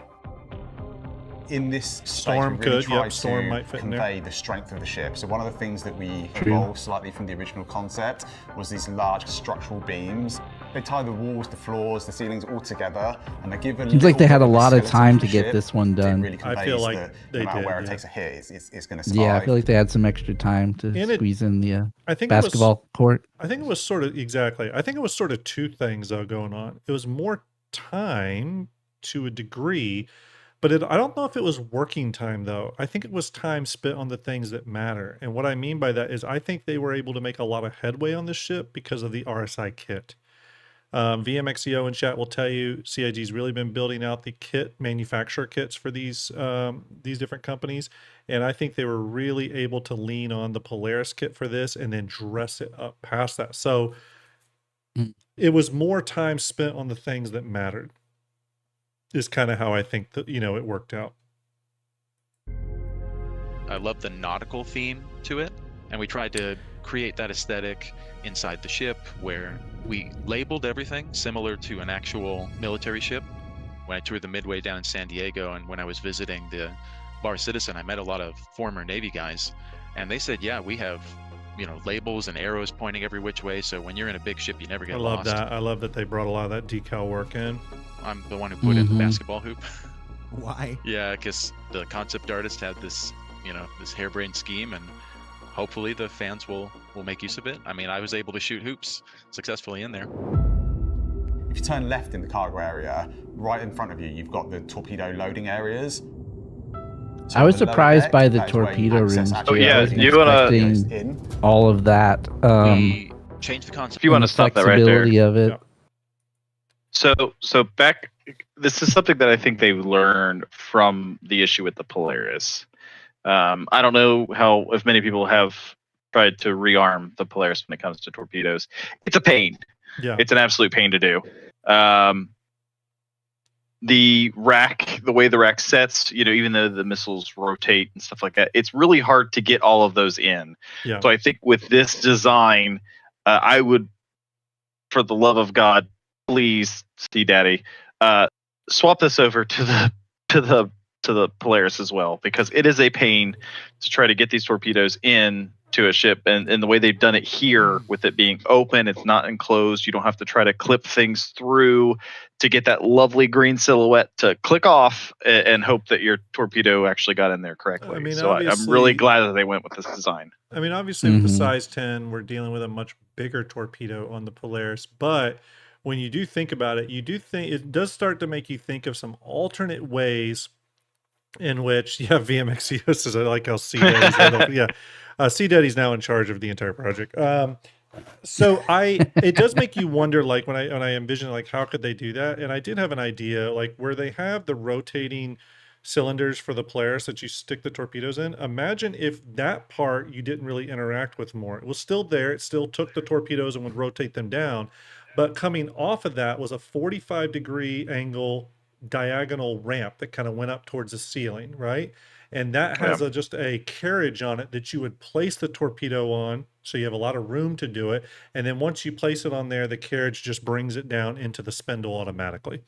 So essentially, you're loading the torpedo, on a rail system that then takes it into the actual, chamber and stuff. I don't know. I think that would be a better way to do it, and it would sort of do what the Perseus is doing, but be able to accommodate size 10 torps and all that, and the room that is there in the Perseus. The good thing is, in the Polaris, the good thing is the Polaris has a lot of room on that torpedo deck there where you load them in, so they could refactor that a little bit in the future.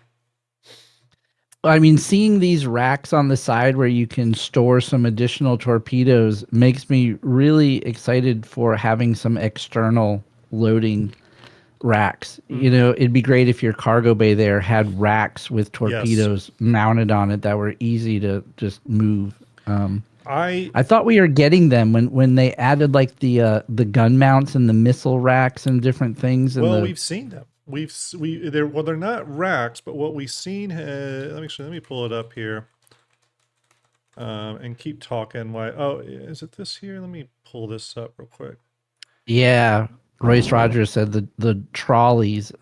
Yes, yeah, that's what I thought we were getting when they were talking about you can buy missile racks in the store, in shops in the game. I was thinking it was those, like that you could actually like set up, stage, carry around, move them with your ships. These here, you can see the trolley. Let's see if it even plays. You can see them loading the boxes on the trolley here, and that trolley then can move it around. I assume we're still getting those at some point for usage in our hangars and the ability to move mass amounts of cargo. I mean, to be totally honest with you, I still want a way when we go to.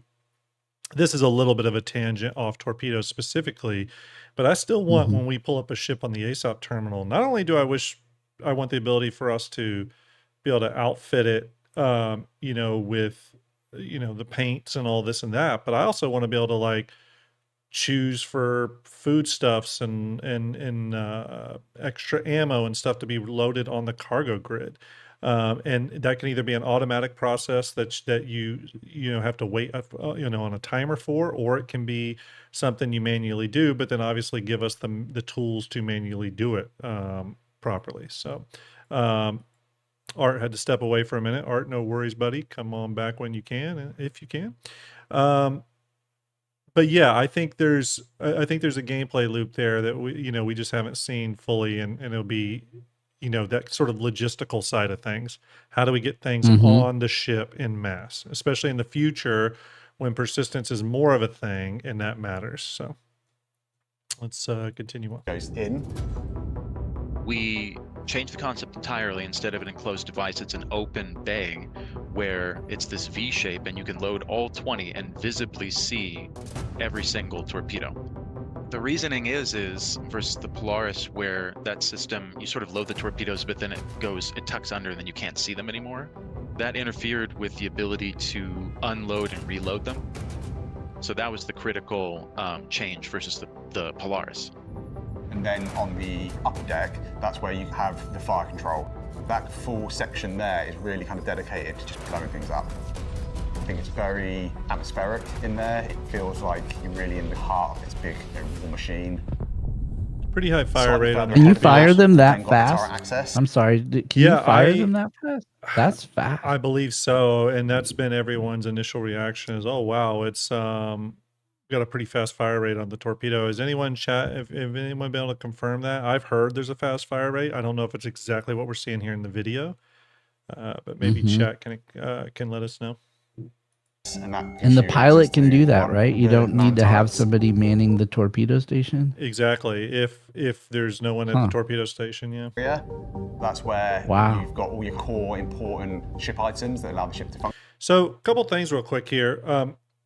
If there's one criticism I have on the Perseus, it's that the engineering room feels a little undercooked. It's just sort of like an engineering closet, walk-in closet. It doesn't have the grandeur that like the Polaris's engineering space does, because I call it a space because it's got multiple places to be in it. So it definitely doesn't feel as grand, as big. One interesting thing here though is if you see this big black piece component here, that is the life support module. Yeah. And one cool thing is you can see these three little pieces here. Those are actually the life support filters, I believe. C Daddy says the pilot can fire the torpedoes, but the station has access to the 360-degree targeting camera. Very cool. Oh, that's awesome. But these filters here, while you can't interact with them in the current build, you can shoot a gun at them and it will damage them. And when you damage them, you can actually pull them out and they're a physical item, just like a relay. And those are the life support filters that you're also going to replace in engineering gameplay when the life support gets damaged. On smaller ships, you'll see it just has one of those filters. Obviously, on a ship like the Right. Perseus, it's got 3. I would imagine a ship like the Kraken or whatever is going to have like 5 or 6 of them. But yeah, it's really kind of interesting just to see that. Again, they're not interactable yet by default, but if you damage them, you can actually remove them. So. Okay, so if your ship was on fire, do those filters fill up with carbon and stuff, and then your life support's not going to work properly until you change the filters after a big fire? I'm not 100% sure what side of the sort of life support, process they are playing a role in. Like, I don't know if it's they're the filters that are putting like air and oxygen into the room, or if they're simply meant to filter bad things out of the existing. I don't totally know what role they're playing, but I would imagine at some point CIG is going to pull back the curtain on those and tell us a little bit more about what those are, how they work, how they're going to play into engineering and all that kind of stuff. But what it is cool is, before, the only sort of interactive piece we had besides the components themselves were the relays. But with this life support component, it's interesting to see these sort of subcomponents make an appearance, because CIG has talked in the past about subcomponents being a thing. You know what I mean? So you might have a component like a power plant, but there may be 1 or 2 subcomponents within that power plant that you can switch in and out with other ones to change certain aspects of that component. CIG could go another way with it. Instead of it being a physical subcomponent, the subcomponent could be changed to be more of a different type of like subroutine that an engineer can just program into the component via the engineering console. If CIG didn't want to go back and like retroactively add a bunch of these little subcomponent pieces, it could be something that's purely done through the engineering console, but still interesting either way. Right. Have they showed any sort of engineering tools for doing those types of optimizations of components? I feel like just multi-tool. I found one old video. Okay, it was just the multi-tool. Yeah, I thought I saw an old video one time where they were talking about running components hotter or not, and maybe they're less stable, those types of things. In the engineering video, they did show the different roles of like a mechanic versus an engineer, manager, or whatever they showed the roles that they sort of envision playing a part in this gameplay. And they showed us the multi-tool, but they didn't really show us anything beyond that. But I do think we're going to get more tools. I mean, we have the fire extinguisher and the multi-tool. You know what I mean? So yeah. But essentially, this is the video. A lot of the rest of this is just sort of superfluous talk. The developers talking about how great a project it was and all that cool stuff. Ultimately, though, so we'll stop the video there. But ultimately, I think I kind of want to do final verdicts here from you, Dusty, and Art, if you're back. Obviously, if not, no worries. But I want to get your final verdict, Dusty, on the Polaris. Obviously, you said you don't really do the combat sort of gameplay stuff. But putting that aside, what do you think of the Perseus overall, just in terms of a ship that the ship team has made and put into this game? Yeah, I think it's a win. Like I said, I'm sure I'll be working as an engineer on one. I may not be the one in the turrets. I think the way they've built this ship, there's a lot of surprising things about it, from the cargo bay to the torpedo tubes. Even the engineering room I thought was nice. I think it's smart in ship design to spread the components out, right? Because obviously you want to make sure that shooting one spot in the ship doesn't destroy every system. But depending on how big the ship is and how big the crew is expected to be, then it might be easier if they were in one room, if that room had some sort of armor armor to it, so it doesn't immediately get taken out. It's something we've seen on other ships where they'll spread them out a bit. And I have to think that's for protection and probably a little bit of gameplay where they want the engineers moving through the ship and repairing things. Yeah. Yeah, so I don't know. I think the ship is a win. I think they did a great job. Yeah, I agree. I agree. I think it's a home run for CIG. Definitely the new high water mark, as I was saying, for ships. And when I say high water mark, what I mean by that is it's a ship that artistically, from concept to flight ready, from that sort of transition, CIG was successful. I also think that the ship from a design aspect is successful, both interior and exterior. High water mark also means that the ship really does play into its role.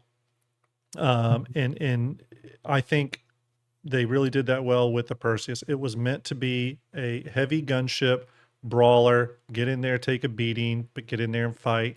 And that's what they've created here. They kept it focused on that. They didn't add a lot to it. A few small things for sure, but nothing like crazy. Like I know a lot of people were like, oh, I want a med bay in it. And while that would be great, the more and more you dilute the ships, other ships lose their specialness, right? So sometimes you do have to keep a focus on the ship's role, and I think that's what they did here, and it was very, very successful. Obviously, it's an expensive ship, but I think very successfully pulled off, and I think CIG did a fantastic job. Now, do want to remind everybody, we're doing this thing called a Perseus giveaway. Actually, I already have one up right here. You can scan that QR code, or you can go to the Gleam link, which I can post in chat right now for those of you that don't have it. On December 2nd, I'll be giving one of these away with 120 months insurance. I may even, pick up a concierge skin for it. We'll see. Yeah, go ahead. Why did it not get a med bay? The Hammerhead doesn't. That was have the one shocker. either. That was one thing I was a little surprised about. Like I just expected, even if it had a tier 3, just nothing major, but something. Yeah, I think it would have been fine with a tier 3. I think it's a balance for CIG where a med bay is really one of those things they use as a big value add on a ship. It's not always just a thing that, it would make sense for this to have a med bay. It's a combat ship. It should have some minimal medical facility. I think instead of leaning that way, CIG leans into it's a big value add. So by putting a med bay on this ship, it's really like everything now. You know what I mean? So they have to be careful with that. Now, it's not to say they don't sort of buck their own rules sometimes. I mean, the Starlancer TAC is a great example. and I think that's actually why so many people were shocked by the Starlancer TAC, was that it had a medical bay. I think that was the number one thing that kind of shocked everybody about it. Usually, I just try to equate all of these ships to a similar actual Navy ship vessel, and like a ship this size, I would imagine would have some sort of a triage room or simple medical area, even if it was small. Yeah, it absolutely somewhere to put the Band-Aids, Yeah, 100%. It absolutely would. I think it just comes down to one of those things that CIG has to balance. Not necessarily what one ship has, but they have to make sure to balance the roles of other ships, especially medical ships. You know what I mean? And by the way, everyone in chat, for those that disagree with us not having a medical room, I'm not defending that, by the way. I would love for this ship to have a medical room. I'll tell you that right now. I'm more just trying to understand the reasoning behind it. I think that CIG just has to sort of keep in mind, hey, we need a reason for the C8R, for the Cuddy Red, for the Apollo. We need a reason for those ships to exist, and this is sort of where they've gone with it. Sure, because there's a lot of reasons you could come up with for why this ship should have a medical room. For sure, it totally makes sense. But obviously, there's some reason for it not having one. Yep. Nothing real big in the Perseus QA. Did you notice anything, Dusty, that stuck out to you in the Perseus Q&A? No, I didn't. Honestly, I didn't read it yet. It was only 6 questions. A lot of them were just very simple things, like does the Perseus have any pilot-controlled weapons, which we already know. A lot of people already know all this stuff. So nothing really big here, but they did release the Q&A. Really cool image, actually. Okay. We're going to cover the other big RSI ship for today, and then we're going to do our poster giveaway. We might then take a 5-minute break or while we play one of my Drake cinematics. for 5 minutes or so. So us guest hosts can grab a drink, use the restroom, all that stuff. This next ship we won't have to talk too long about. We're going to talk about the RSI Salvation. Now, we are giving away an RSI Salvation starter pack tonight. Make sure you get in on that exclamation ticket if you're on Twitch. If you're on YouTube, leave a comment pinned to, or leave a comment on the video pinned to the top of chat. There's a link pinned to top of chat. Go to that link, leave a comment there. RSI Salvation. Starter industrial ship. This is, as it says here, starting out, built for beginners. It's a really small ship, no interior. You get right on in. It's meant to focus on the rubble salvage material, the material known as rubble. That's sort of what it focuses on. I love the designs. Kind of the first time we're seeing the RSI industrial design, which is kind of cool. Really, really dig that. I think it gives us something to look forward to with the Galaxy and maybe in the Arastra in the future. Yeah, it almost has a small Arasta vibe. It totally does, yeah. In that rectangular kind of silhouette. Yeah, very much so. Come with a lot of cool paints. Safeguard, which I love that they did, matches my Zeus. Chimera, which is really cool too. The disco paint job, which we saw on the Meteor. The Vespid, and then of course Eureka. The Vespid is the one I think that comes with the starter pack. Or no, this one's limited edition, included in Warbond pledges. So there you go. Small ship, again, 14.5 meters long. Has 2 size 1 weapons. It holds 6 SCU of cargo and then another 6 in the buffer. And it has 2 bespoke size 1 salvage arms. Now, you, Dusty, said that the salvage heads on this are what again? They're cinches. They're cinches. Okay. And CIG said bespoke.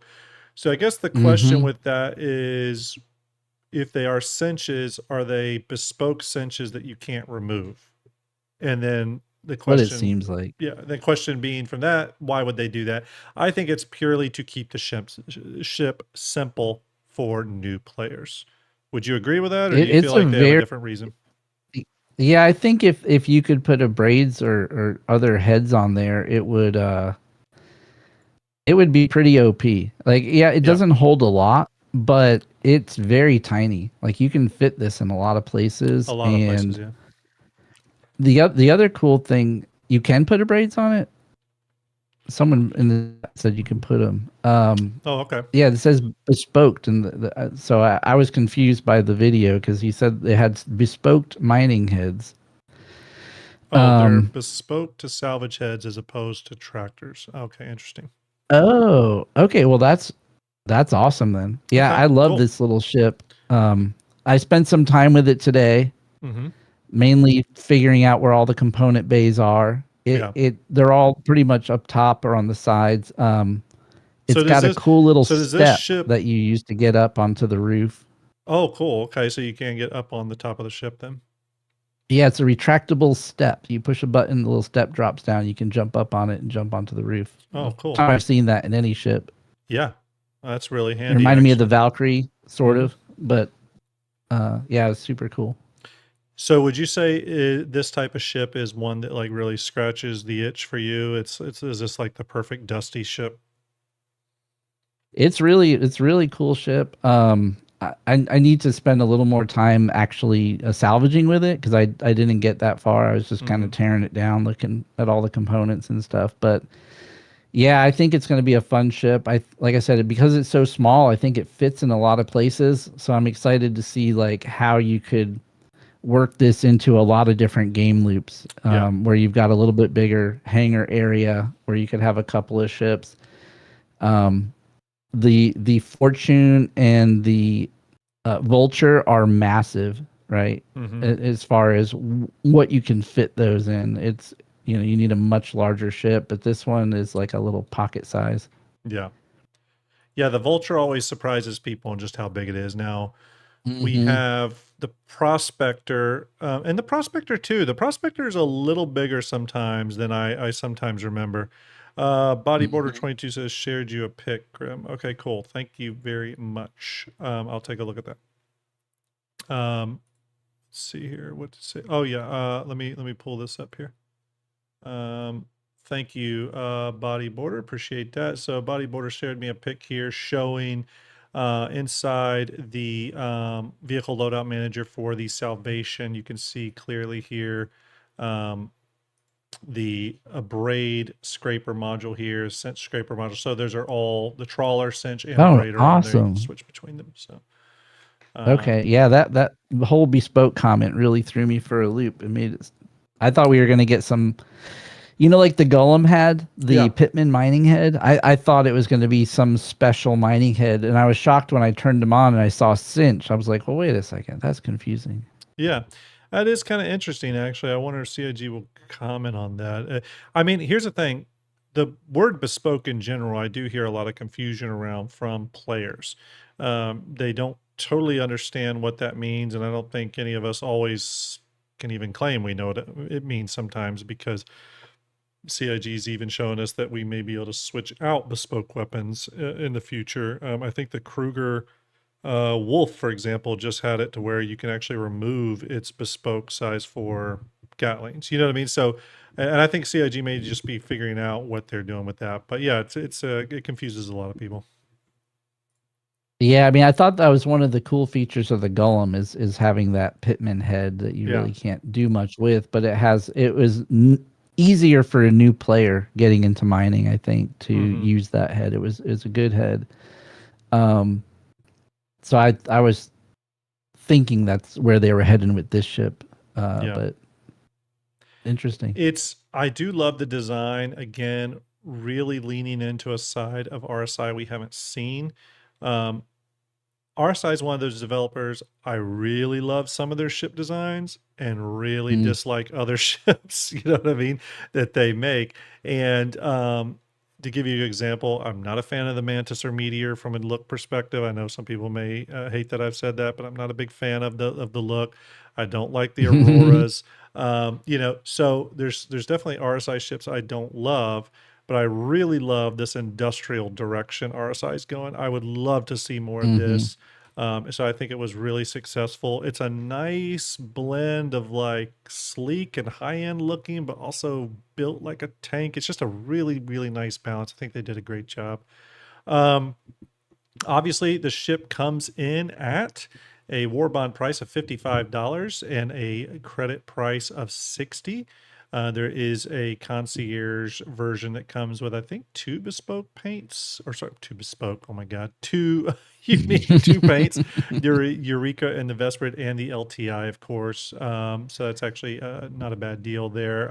That's what I would recommend if you were interested. And then obviously you can get the paints, and then of course there is the CCU path. I love that image there, but there's the CCU path. So obviously a lot of ways to get into that. Again, remember everyone, we are doing a Salvation Starter Pack giveaway. Do exclamation ticket to get in on that if you're on YouTube. Obviously, like I said before. Do you think they'll fix the Vulture now? Because this ship spits out boxes, right? And fills up the back. Yeah. And the Fortune spits out boxes and fills up the sides. Yeah. Like, can the Vulture just spit out the boxes and fill up the back? It like fill it up completely, because right now it only ejects like one, right? And then it like, I mean, if you just keep on going, could it just keep spitting them out over time and just fill up the cargo bay? I would love that. I think that would really make the Vulture the ultimate salvage ship. So yeah, I'm all about it. Raise the price. It's okay. Yeah. Yeah. Real quick here, the behind the ships for the Salvation is pretty short. It's only 4.5 minutes long. So we'll give that a quick watch here, see what they have to say about the Salvation. Starter ships are important because get in on that giveaway while you can. Entryway into a career that you may not necessarily have thought you want to play. So having them be this low-cost entry point allows you to try more game loops and gameplay styles. Starter ships are also important to have a sense of progression through the ship lineup. You need that entry point and then progressions into more advanced and expansive ships throughout that universe. We're proud to introduce the entry-level salvage ship, the RSI Salvation. Yeah, it does look like the Sidewinder from Elite Dangerous quite a bit. Yeah.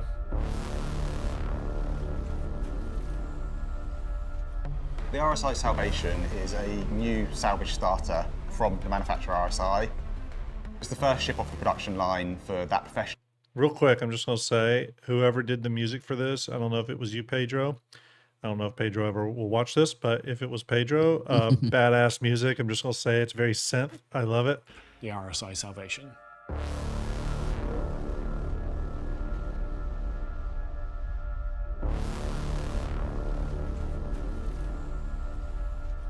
The RSI Salvation is a new salvage starter from the manufacturer RSI.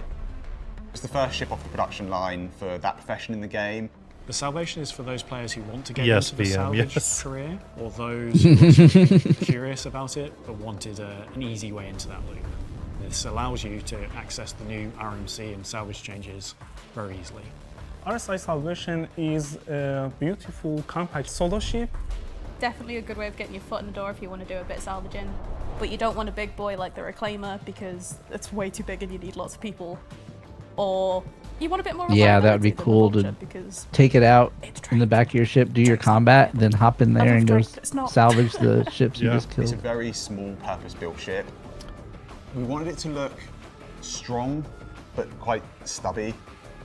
It's a fun ship to fly too. It's very, it maneuvers really well. I haven't flown it yet, and I'm pretty excited to try it out. Yeah, I was zipping around Nyx When you through first the look at it, around the first thing you'll notice is Levski, these and structural it elements fits that through are all like those little external holes in the page that wrap asteroid around that inside you of the can ship, fly through. and they're kind of cocooning all the functional bits. On either side, we've got these fins that open up, so when you go into salvage mode, there's like somewhere for it to like release its energy, release its heat that it's not needing. Well, that's You've got a big tank that processes. This ship could fit 2 of those. What do they call them to put the bodies in on the bounty hunting stuff they were showing? The cryopods, right? Yeah, this could fit 2 in the back. Maybe they'll do a bounty version of this. Yeah, that would be cool. That would be cool.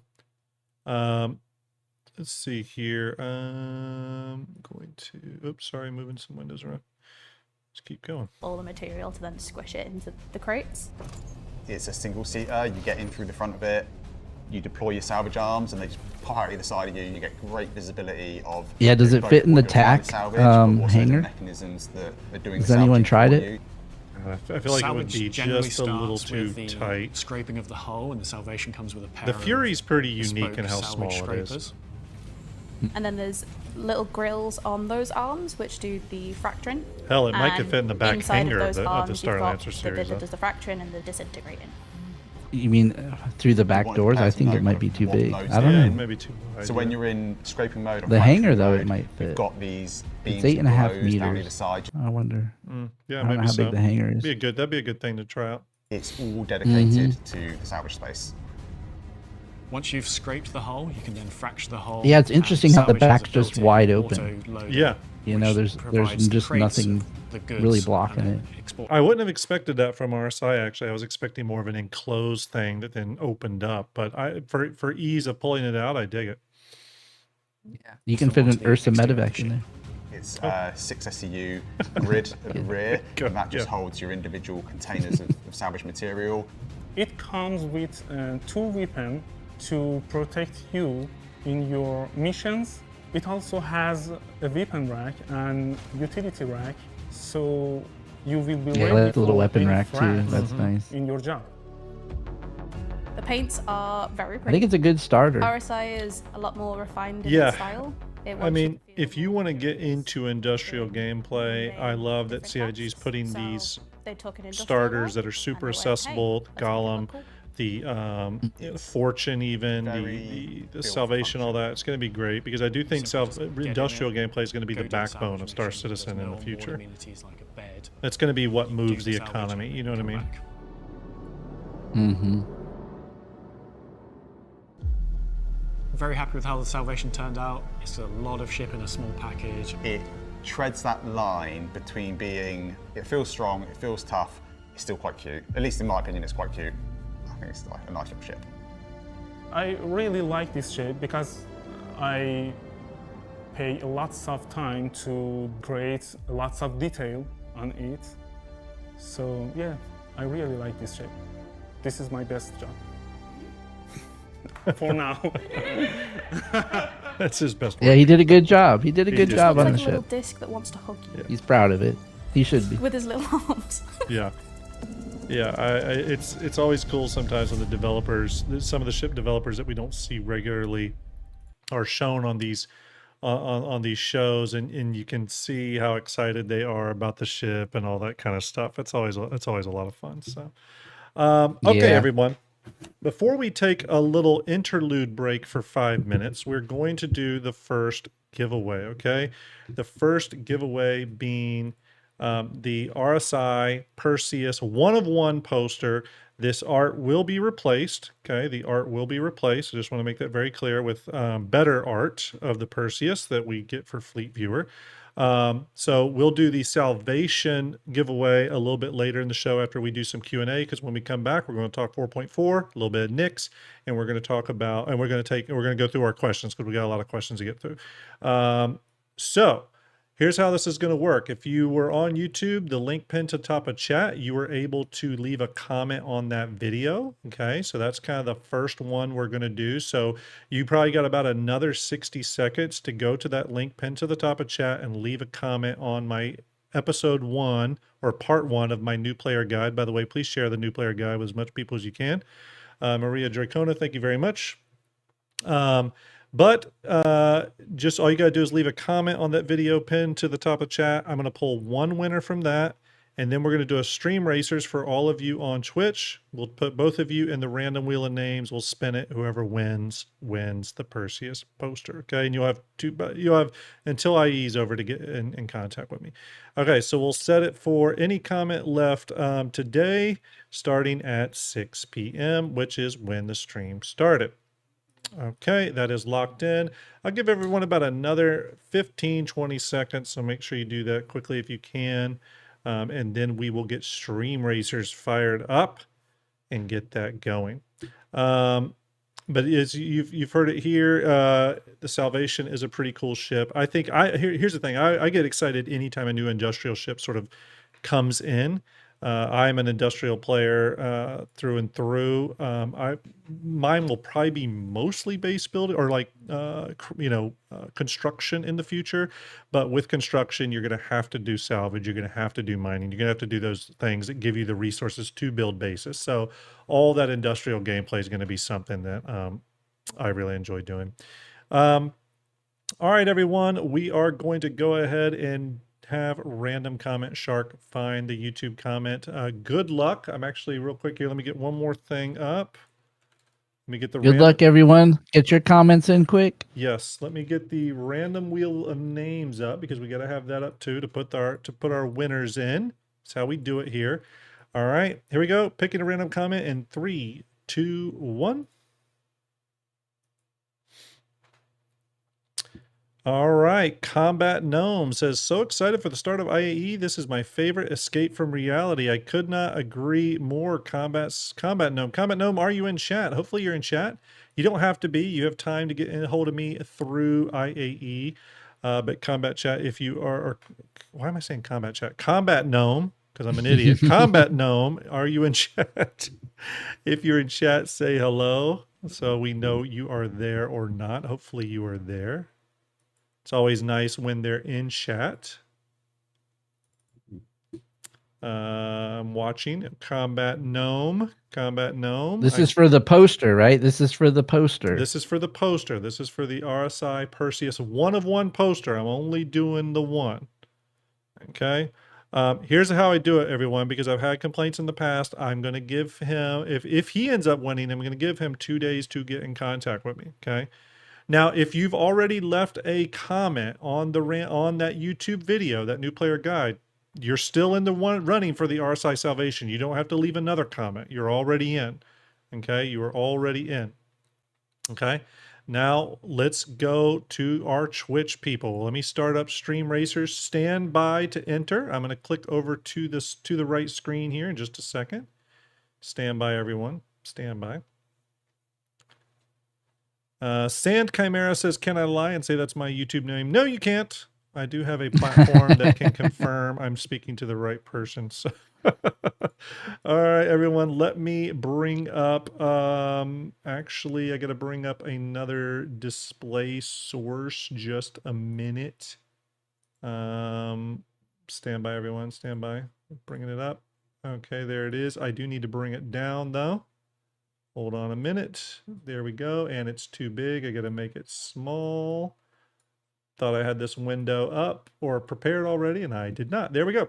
Okay, we're going to be doing Stream Racer's new game. We're going to be doing Dodgy Theme Park, which is our normal one. And now you can hit exclamation race to get in the race. Exclamation race, everyone. Type it in chat if you're over on Twitch.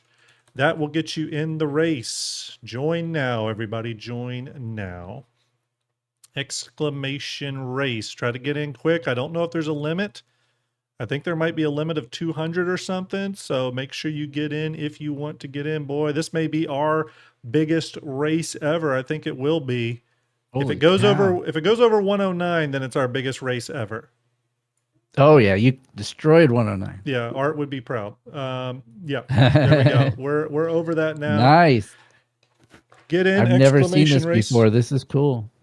So yeah, I've been doing this for a while. I forget who did it that I saw. It was, I forget who her name, but it was really cool. It's fun. So I do it a lot now on mine. I wish you could. I wish you could take racers from YouTube or Twitch. You have to.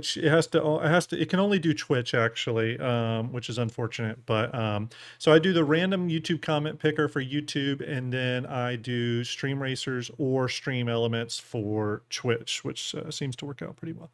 All right, everybody. I'm going to start it in about 30 seconds. You get 30 more seconds to get in. Seymour Brown Eye says Spooner had over 200 in a race today. That's awesome. Can we beat Spooner today? Y'all know I love Citizen Spooner. He's my boy, but can we beat him? Can we get more racers in here? We don't know his exact amount, so it's hard to know. Is he still streaming? No, he's not streaming anymore. But we'll see. We'll see. We'll see how many we get. This is by far our biggest race, though. I can already tell you that. Wow. I can tell you too, it's hard to follow the action. So generally what I do is I try to follow the lead pack. Now here's the other rule for the, or the other tip for those of you that have never done Stream Racers before. When you are racing, you can type exclamation boost. Okay. That will give you a limited speed boost, okay, in the race. However, I implore you to do it on a straightaway, because if you do it on a turn, your car is going to fly off the track, okay? I will try to follow the lead pack. I may show the middle of the pack some here and there. And then once racers start getting close to the finish line, I usually park the camera over by the finish line, and we will just watch as many racers cross the finish line as possible, okay? All right, 10 more seconds, everyone. Then we're starting. 10 more seconds. We have 180. Can we get 20 more racers? Come on, people. 20 more. We can do it. I think we can do it. Okay, here we're going to hit start. You have 20 more seconds after I hit start. Exclamation race, everyone. Don't forget your exclamation boost during the race. 14-second countdown. Here we go. I will try to operate the camera as best as possible. No, you do not actively race. Your car will drive on its own. Okay, you just have fun. Exclamation boost when you want that speed boost. Here we go. This is going to be a lot of cars on the track. I could already. Oh my god. Oh my gosh! Look at this. Oh my god. Here we go.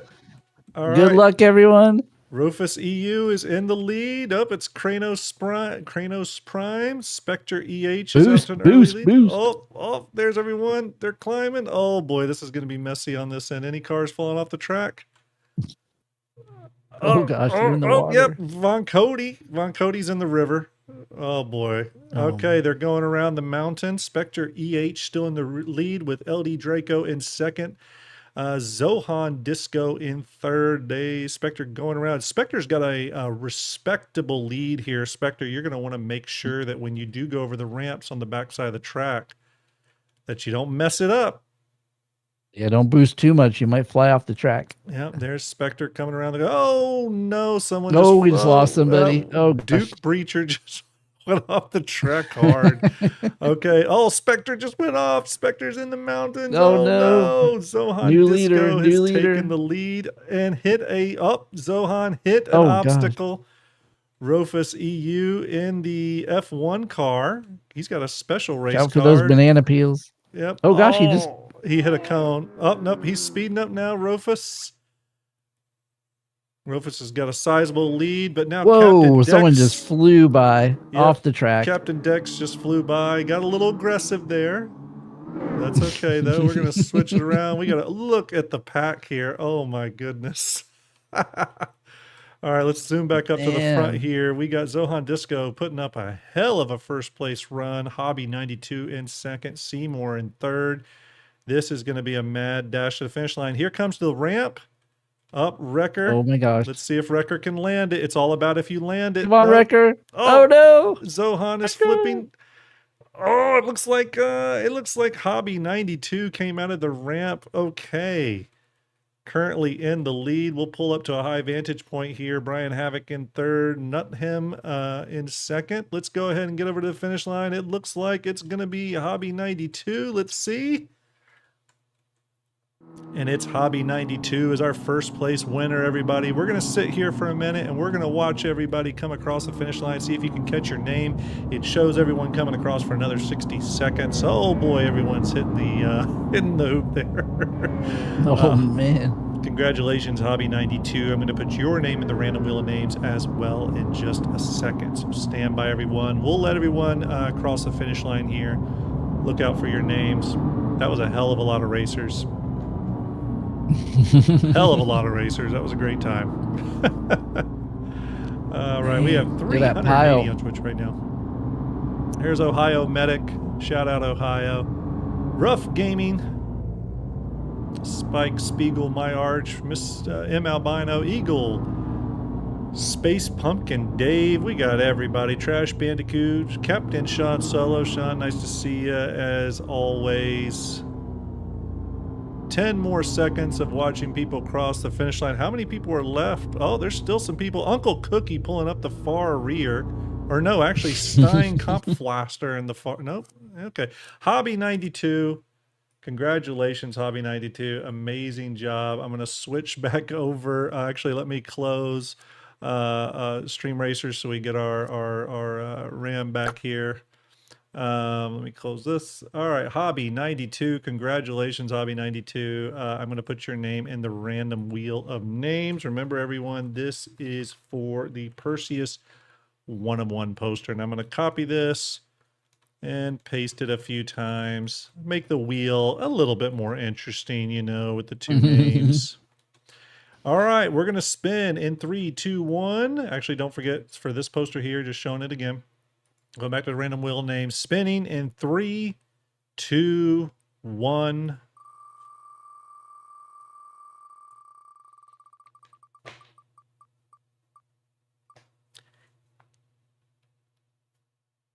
Hobby 92, congratulations, Hobby 92 over on Twitch. Congrats.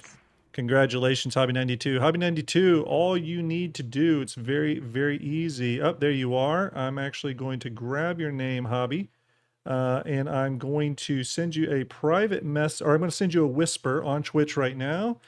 I'm just going to say, hey, I'll reach back out to you later tonight, but all you need to do is send me your mailing address. I will go ahead and tell you, well, I won't be able to send the poster out until we have the final Fleet Viewer Perseus artwork done. That could be after IAE, but I want to get your information and I'll send the poster out once it's ready. Okay.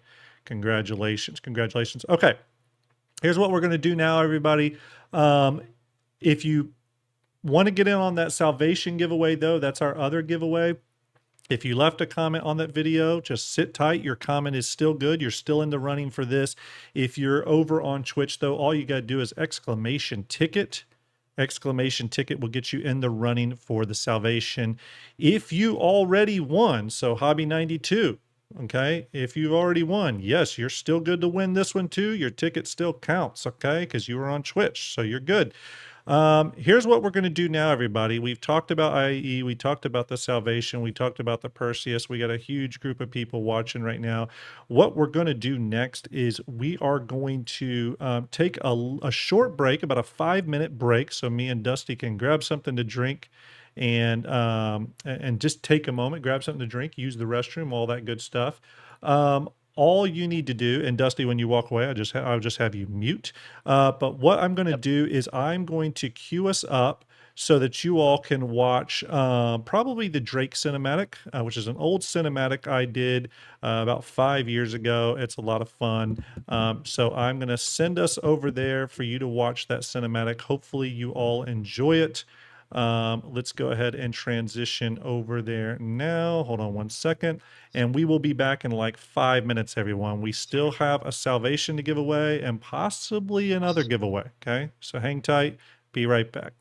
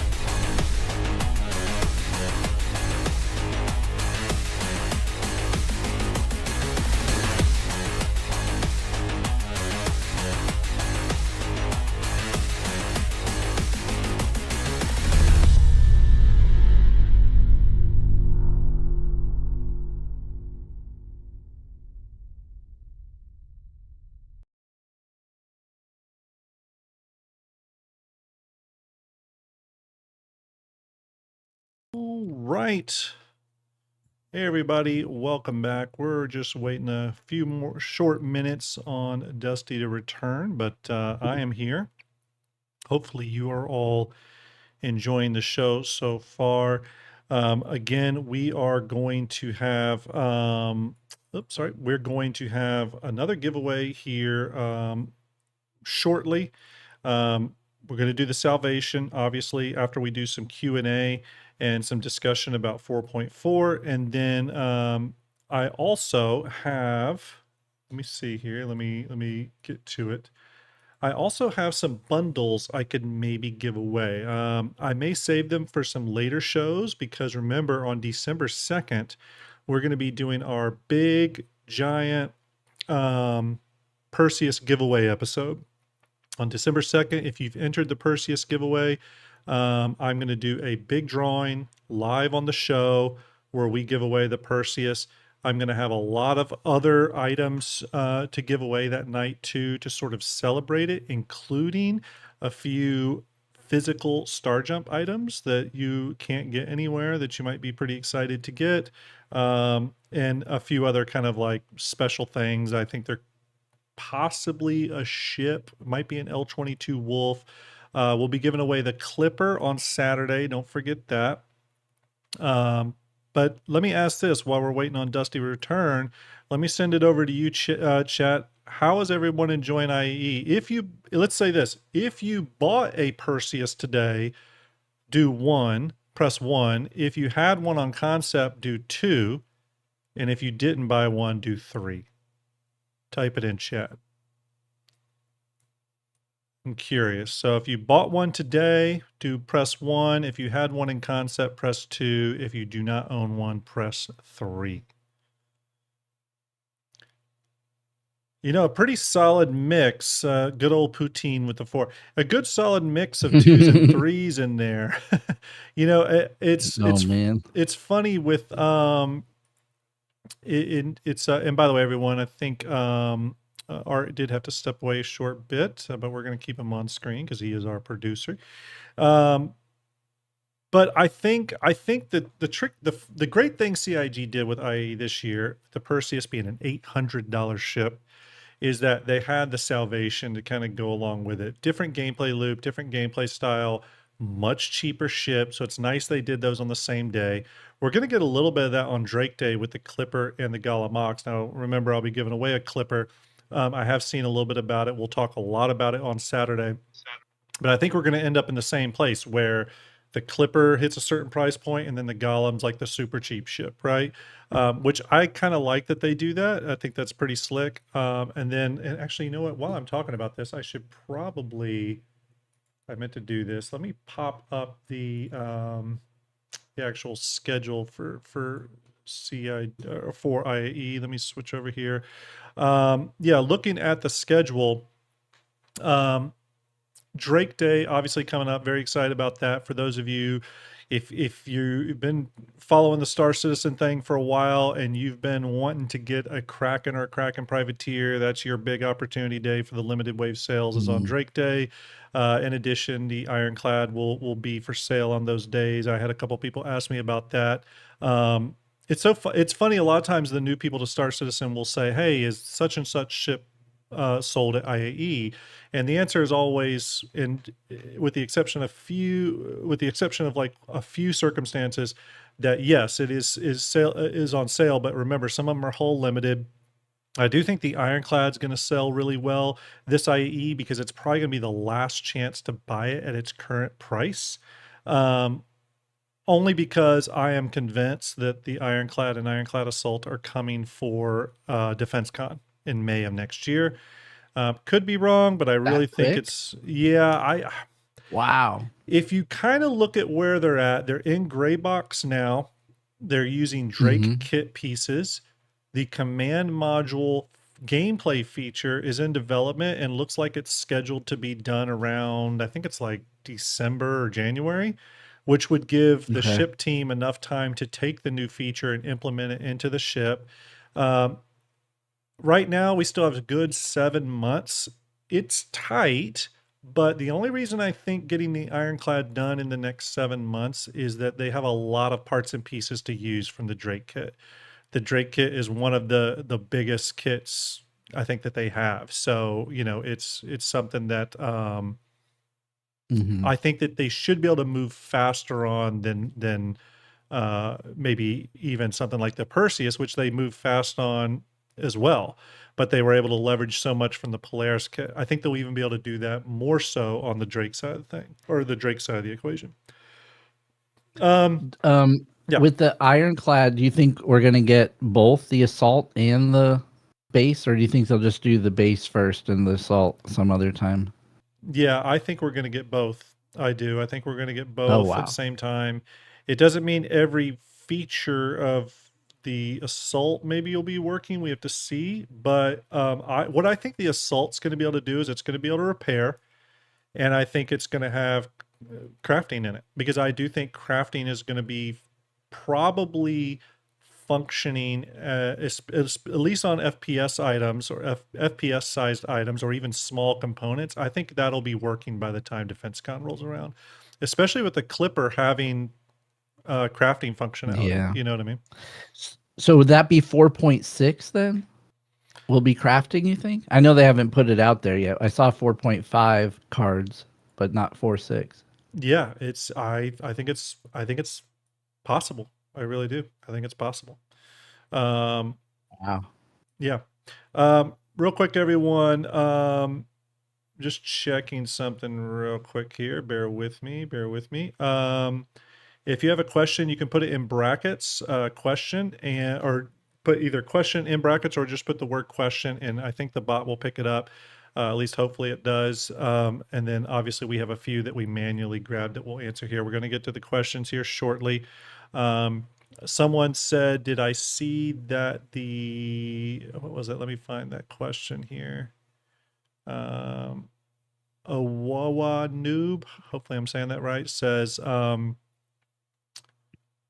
CIG has a few Ironclad picture tees. Where are the teasers? I've seen some pictures of the Ironclad. Oh yeah, and the teasers in the PU monthly reports. Yes, we've seen that. But we'll come back to some of that. I want to get to actually not this. Keep that up. We're gonna lose the Perseus stuff. We talked about the Perseus stuff, Salvation. I want to swing over now to 4.4. I want to discuss that. As a matter of fact, let me go back here. Let me go back to the RSI page. And let's go to Alpha 4.4. I do want to discuss this for a hot minute. So just released the other day, obviously leading us into Invictus or IAE. We got the 4.4 drop to live. Obviously, the big news with this one is it brought Nyx into the game, not as a fully fleshed out system, but as a system we can jump to that has a landing, at least a landing zone, and has some room for new gameplay. We're still missing the 3 primary planets. There's probably going to be some space stations and some other stuff too that they will add over time. But again, Levski and Nyx coming back into the game. One of the things CIG has propped up about Nyx is some of the additional gameplay that will be coming down the pipe with it. That we've seen stuff at CitizenCon centered around those tactical fleet operations that are sort of this instanced event that looks like it happens in Nyx space. Why do we know that? Well, because Vandal show up during that event and the big capital Vandal Mauler shows up. Nyx borders Vandal space, so it makes sense that those instance battles occur in Nyx. They also showed off the Rockbreaker, industrial kind of event that a lot of people were really excited for. Some people were complaining, though, that it's got some FPS ground elements, too, that they didn't like. But either way, it is an industrial event. There is a trailer. I thought we'd watch that, and then I thought we'd discuss it, Dusty. Our thoughts on Nyx, our thoughts on industrial gameplay, our hopes for the system, all that kind of good stuff. So let's go ahead and kick it off. Here we go.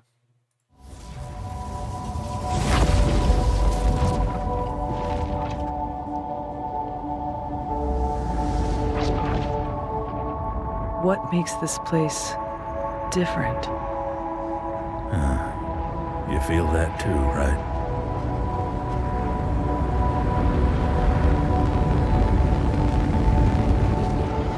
Hey, real quick, Teasing want to that do a clipper, shout out. huh? Yeah, want to do a shout out to Ryan Matt Gamer on Twitch. Nice to see you, buddy. Hope things are doing well in your neighborhood.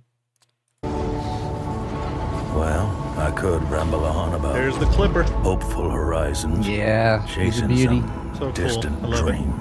But the simple truth is, this place is different because it was made different. It was built by us.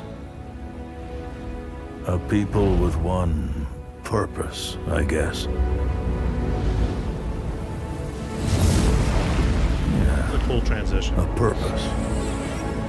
To just live free.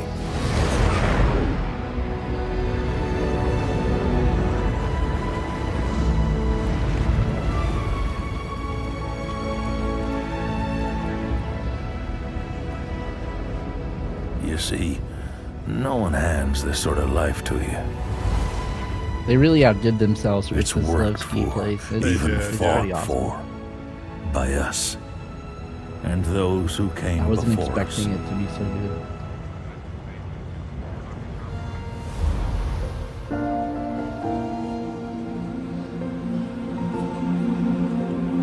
People with the will to grab this kind of freedom from an unrelenting grip.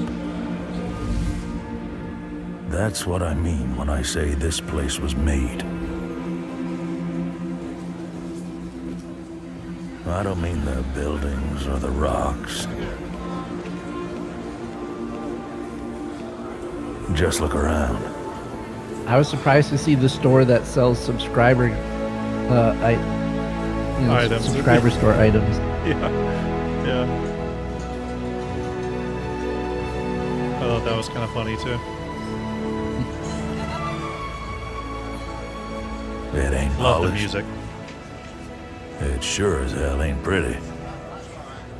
But it's real. It's free. And it's ours.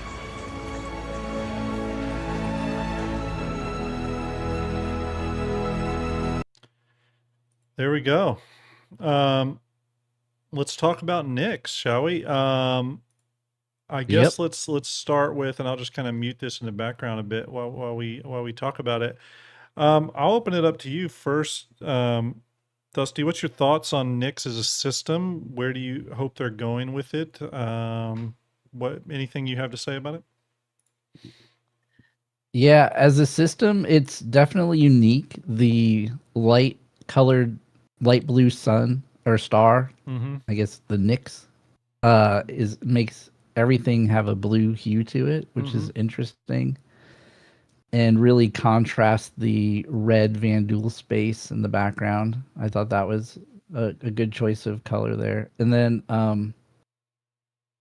the Glacian ring is incredible. The amount of asteroids that you can see, Crazy, yeah.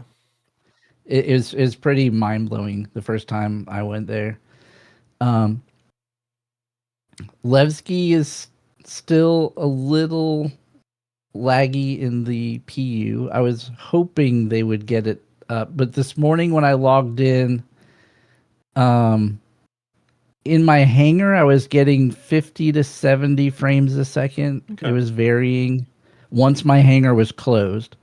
And then, but in the actual Levski facility, I was getting between 25 and 35. So Okay. hopefully they'll be able to figure out a way to get that up. But Levski is really nice. This is my first time going to Levski. I was not part of the game when it was in Stanton. So this is my first time seeing everything. I love the vibe of it. I want to make it my home very badly.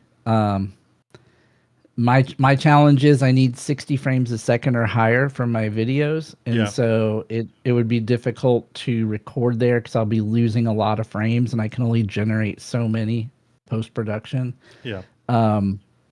So I ended up at Microtech again, but my new Star Kitten account is home in Levski. Yeah.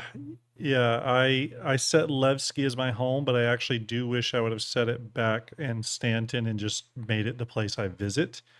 Primarily just for the issue of I don't like that in Orison and in Levski, if you come to land with a capital ship, it forces you to a dock, a ship to station Yeah. docking collar instead of letting me land in my hangar.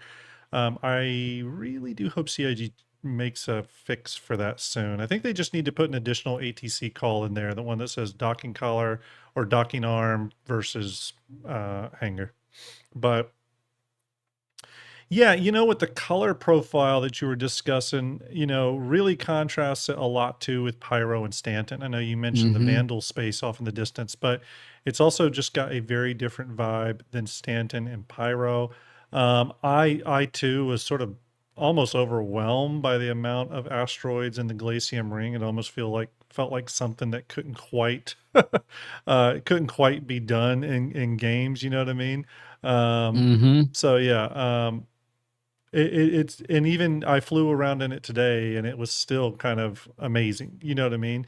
I don't know if the amount of objects in the ring are part of the performance issues, but whatever they can do to maintain the beauty of Levski and that sort of that visual effect of the asteroid ring, I think they should try to keep. Obviously, they need to recover and optimize and do stuff, to get the game's frame, that region's frame rates up to an acceptable area without all the fluctuations. But it's hard not to be blown away by the visual splendor of Nyx. From a system kind of morality sort of gradient, when you've got Stanton being the big corporate mega company system, you have Pyro, the which is sort of the wasteland pirate run, heavy emphasis on PvP and combat. And then you got this system, which for everything we've seen seems to focus primarily on, not focus primarily on, but sort of has a big emphasis on industrial gameplay, or at least that's what CIG is trying to sort of hint heavily here, not only with the groups that are operating in here, but future events like Rockbreaker and stuff like that. But contrasting with that is that Vandal raid kind of thing, that storyline that is going on within the system, where the Vandal are sending out raids and attacks into the Nyx system. Again, we'll see some of that in in those futures events coming. But what do you feel about that? Do you feel like Nyx is going to be kind of an industrial hot zone, so to speak? Yeah, we'll have to see as they start developing out the planets and the other stations there, like what types of facilities we end up with. Yeah. The vibe there is so anti-UEE, which is kind of interesting because having only really lived in Stanton, it's definitely feels more like a hippie vibe, like the 60s kind of going on, commune, everybody help each other out kind of thing. I don't know. I really dig the vibe of the whole place. Yeah, I think if they were to add, I was thinking if they add some other stations to the system, I just don't know if they're planning anything very unique for Levski as far as, when you talk about industrial gameplay, you're kind of, the things I really hope for in the game is like salvage yards actually do something. Thinking about, thrusters and dust in the way my mindset is with ship restoration, repair, and all that. This seems like a mining system more than anything. Yeah. Just because of all the asteroids, but it doesn't mean that's all it could be. Yeah. I just don't know what else that they're thinking about outside of the few planets we saw. Well, I know one of the planets too, is it Nyx 1 or Nyx 2? Either one of them is like kind of a desert wasteland planet, I could totally see like salvage yards and stuff, wrecker yards and stuff. Having a big footprint on a planet like that. It's in a system where there's a lot of industrial stuff happening, but there's also Vandal raids, so there's obviously going to be a lot of junk ships and ships that are damaged. So it makes sense that those type of facilities are there. I mean, going into the old idea of base building too, I imagine it excites you when CIG showed some of the base building stuff and previous Citizen Cons, where it does look like we're going to be able to run our own full-on shops, ship shops, crafting shops, repair shops, all that. And being able to set up your own in a place like Levski is going to be really cool, especially systems that a lot of damage to ships occurs at. You know what I mean? Someone would be able to fly down to your shop after you've got sort of an I'm open for business beacon put out. They'd be able to fly down to your shop, get serviced for a fee. I don't know. I think that I really hope that's the grand vision and something we get in the future. Yeah, seeing some of the stuff they talked about a few Citizen Cons ago, where they talked about title transfer, ship ownership transfer, made me believe that someday, these things will be possible.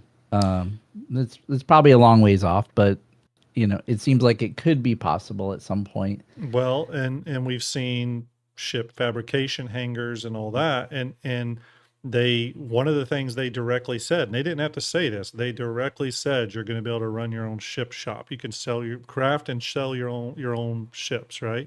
I mean, existing ships in terms of the manufacturers and models, but you can craft your own to whatever tier level you want. You could probably, what would be cool then, if you craft a ship, then you go into sort of the tinkering phase that you're talking about, where like you go in, you put your own components in there, you juice it the right way, and then you sell that as sort of a ship that's not only been crafted to a high tier, but then also has had your mechanics in there doing their thing, right?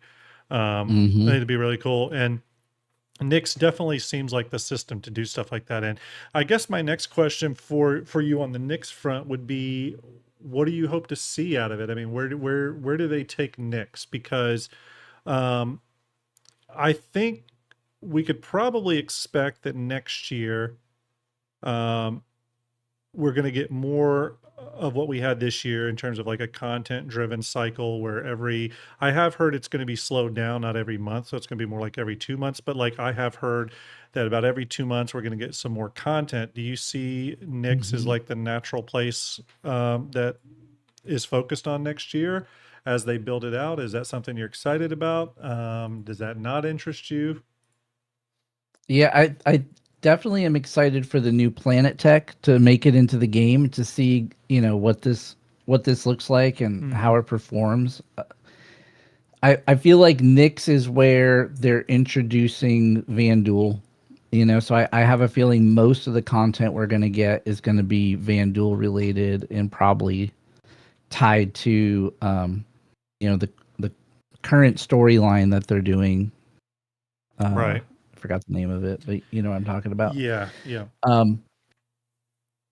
So I don't know that it's we're gonna, if we see base building and crafting coming online, I think those things we'll be able to do in any system. It's probably not a Nyx focus, but Right. I'd imagine there'll be resources that will only be obtainable through gameplay within the Nyx system, I'd imagine.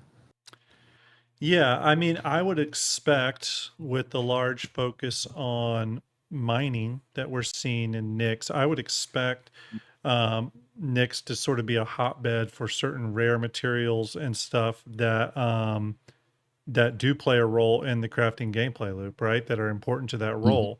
So that makes a lot of sense to me. And again, I think there's this sort of idea that every system that CIG puts in needs to have a little bit of something that makes it unique. And there's a lot of ways they can do that. Sometimes it's through storyline, right? So interesting factions and stuff like that. Sometimes it's gameplay focused. So, the system has a lot of combat. This one has a lot of industrial stuff. This is kind of an all-rounder.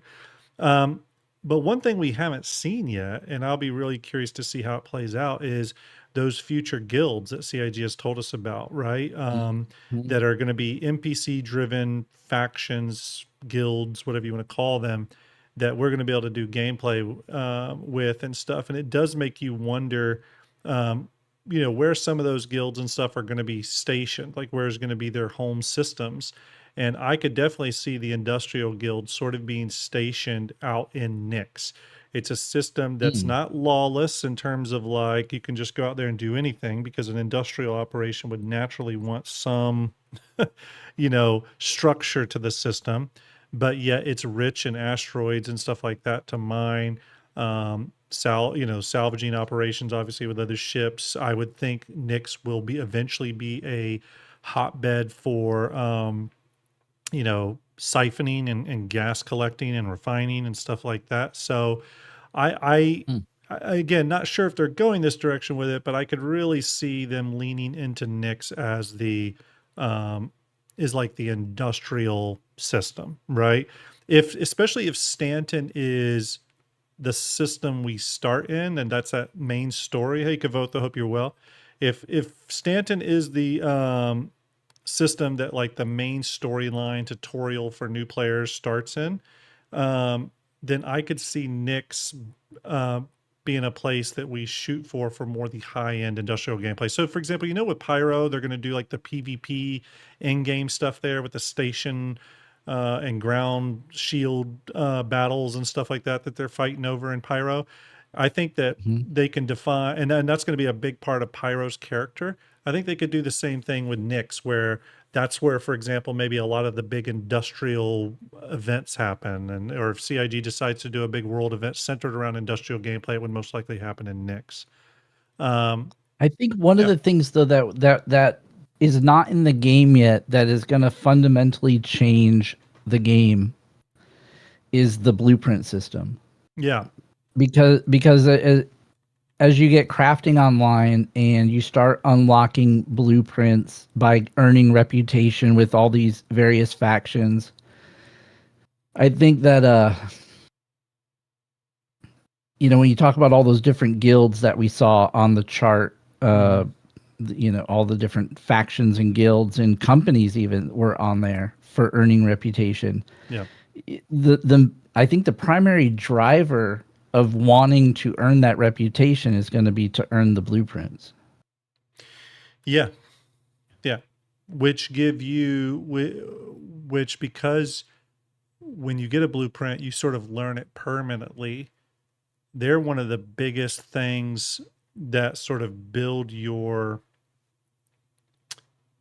production, crafting, building, whatever. It sort of builds your back catalog out by collecting those blueprints. So those are going to be the things that people are going after. That's going to be such an important part of future Star Citizen gameplay. I think sometimes some people realize it, and then some people don't realize, how much of a footprint blueprints are going to have. So, but getting the blueprints from Juno Starwork to create better power plants, better equipment, right?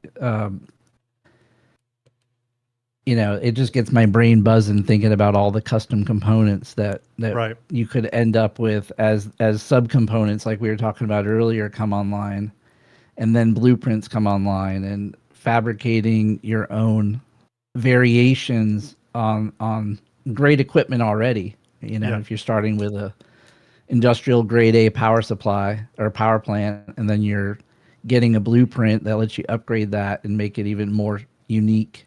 And the crafting of all the materials that all the materials you're gonna need to obtain just to craft something. I think it changes the game so much. And once you have the blueprint system and the crafting system and the reputation system now it kind of makes more sense to start building the player-driven economy, because now you got to buy all those resources from somebody, or you need to go get them yourself. Yeah, and there's the blueprint and the crafting of it, but then you got to remember there's the tiers of crafting, right? So tiers 1, 2, and 3, and I think ships have 5 tiers, with them. So the depth just sort of compounds, and then there's crafting. Let's say it is a ship that you're crafting, or a component. Let's say it's a ship though. You craft a ship, and then going further, where you then customize its loadout and sell that, I think just has a lot of promise to it, and people are going to be able to sort of make it their own. I hope CIG allows us to tinker with the components in a big way to sort of allow people like you to sort of run shops like that, because and this sort of circles back to Levski here, or Nick's, is that Teach's Ship Shop in Levski has a bunch of industrial ships you can buy there with custom loadouts. And they're literally called, Teach's Vulture, whatever. I forget which ships they have on offer, but it'll be the base ship with a non-default component build in it that is optimized for, a different style of salvaging or mining or whatever. What was your thought when you first saw that? I mean, I thought I was pretty excited by that. I hope CIG does some special skins for those ships too. I think that'd be pretty cool. Yeah, I was excited. I mean, the whole Teach's Ship Shop thing, I didn't realize all this already existed in the old Levski, but I was super excited walking around that shop. I just wanted to make my home in that shop. Like it's the kind of place I want to be. Yeah. And Spectre EH in chat says it, and it's a good thing to bring up. He says components will have tiers as well. So that's what I mean.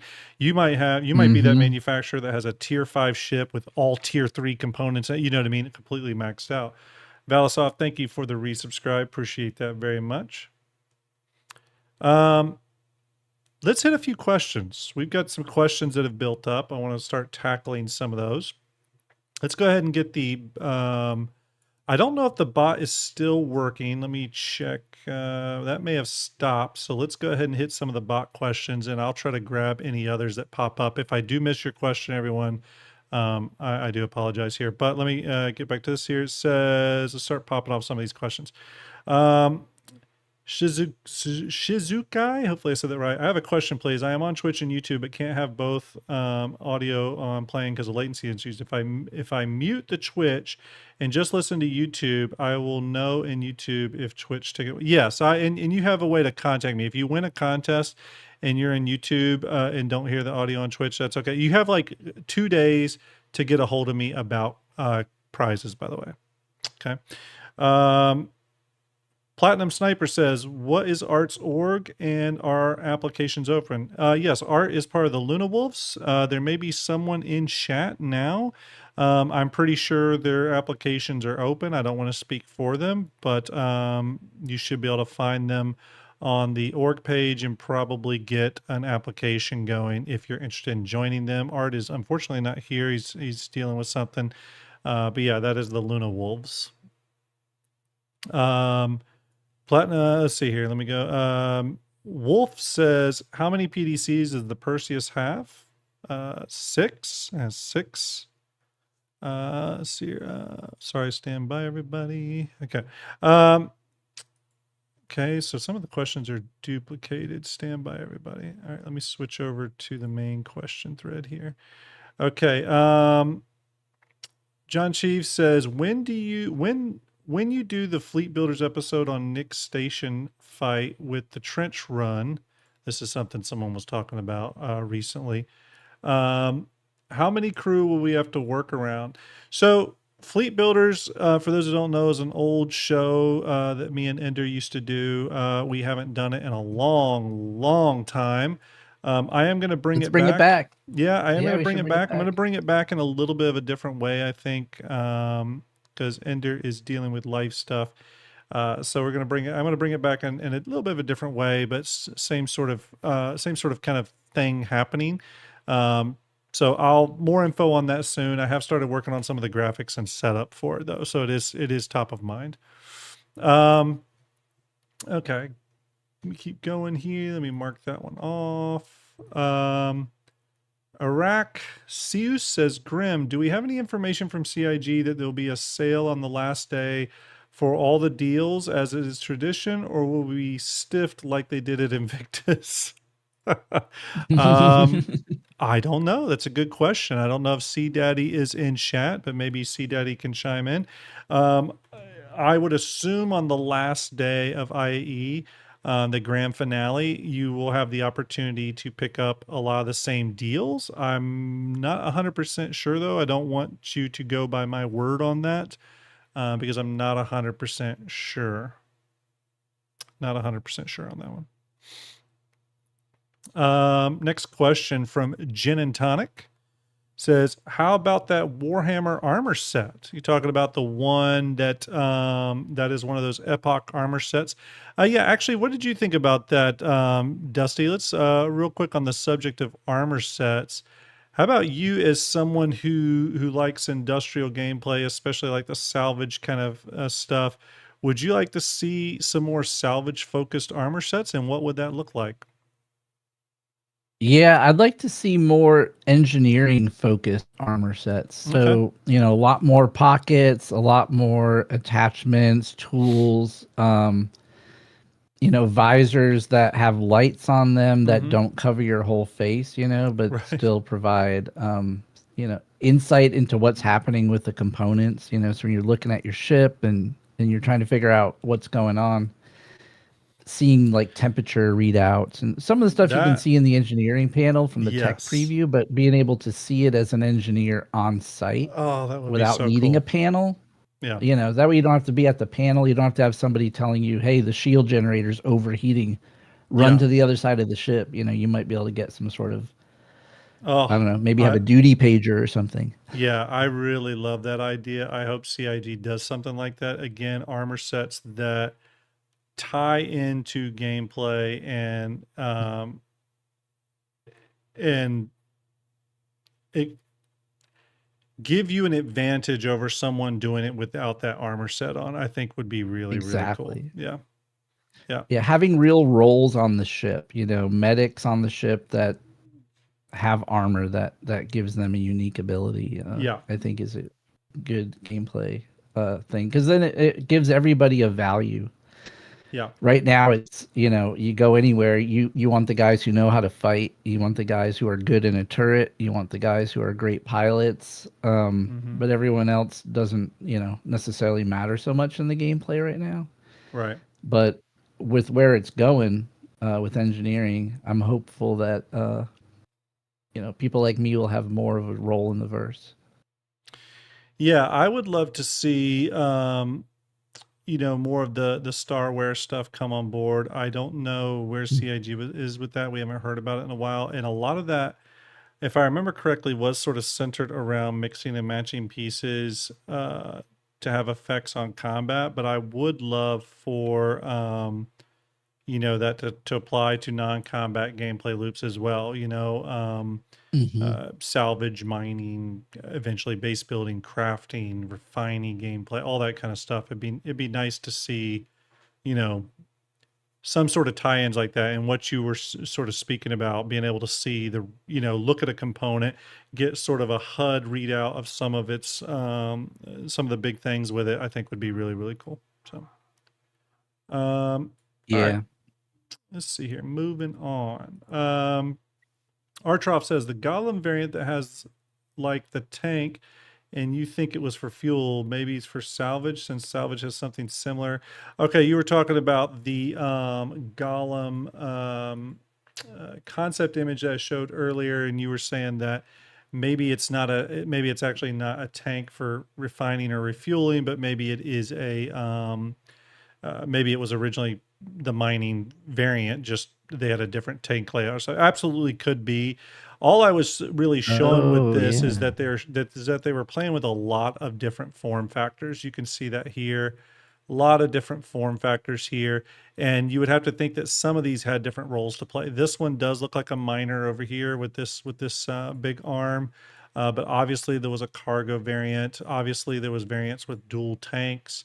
So you'd have to think that they were at least exploring the space, so to speak. With the RSI Salvation has a tank on it that's for salvage processing and compacting the material into the boxes. So right. Yeah. So That's an interesting new view of salvage that we didn't have with the Vulture or the Fortune. yeah. There was no tanks that you could see. They might be inside in theory, but Yeah. And it makes sense with the rubble and all that kind of stuff that you would be able to compress that down to some, a small size like that. So, yeah, you absolutely could be right. It could just be more of the mining concepts, 100%. But like I said, we do see the cargo in there, so it's obvious they were thinking about it at some point. Socially Confused's question: how much of an influence will the Perseus have on the galaxy?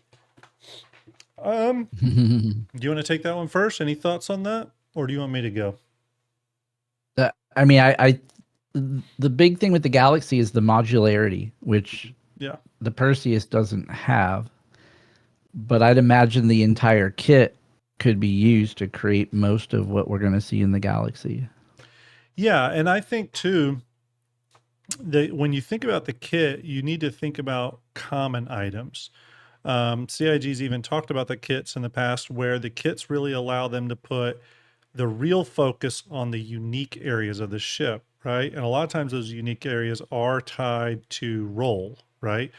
So what I mean by that is I think the influence that the galaxy will have on the Perseus will have on the galaxy and the Arastra is in a couple of different ways. One, I think they've established a really nice balance of exterior complexity on the Perseus that they will probably try to carry over into the galaxy and the Arastra. I think on the Polaris, they did a fantastic job on the exterior. I think they maybe almost went 3% too far on the amount of Greba work.